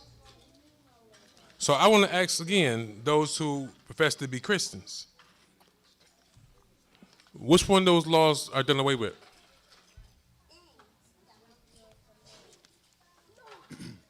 Which one of the laws that we just read are done away with? Because if you say the laws are done away with, then you're saying that everything the Most High just said is acceptable to him now. So this is why he's telling us not to follow these people, because in their heart, this is really how they are cut. This is what they have always been doing and is doing today. And now we see many of our own people doing these exact same abominations. Read. Verse 25. And the land is defiled, therefore I do visit the iniquity thereof upon it, and the land itself vomiteth out her inhabitants. Ye shall therefore keep my statutes and my judgments, and shall not commit any of these abominations, neither any of your own nation, nor any stranger that sojourneth among you. So any Gentile that choose to serve our God, they have to follow the same commandments as a Hebrew. Read. For all these abominations have the men of the land done, which were before you, and the land is defiled. That the land spew not you out, also when ye defile it, as it spewed out the nations that were before you. For whosoever shall commit any of these abominations, even the souls that committeth them shall be cut off from among their people. Therefore shall ye keep my ordinance, that ye commit not any one of these abominable customs, which were committed before you, and that ye defile not yourselves therein. I am Ahayah, your God. So again, every commandment he gave us is against the customs of the Gentiles. How they operate is abominable to him. He said, we are not to make our souls abominable following after them. We are to keep his ordinances, his commandments, and his judgments. to remain holy before his sight. Next precept. 1 Kings chapter 18, verses 17 through 28.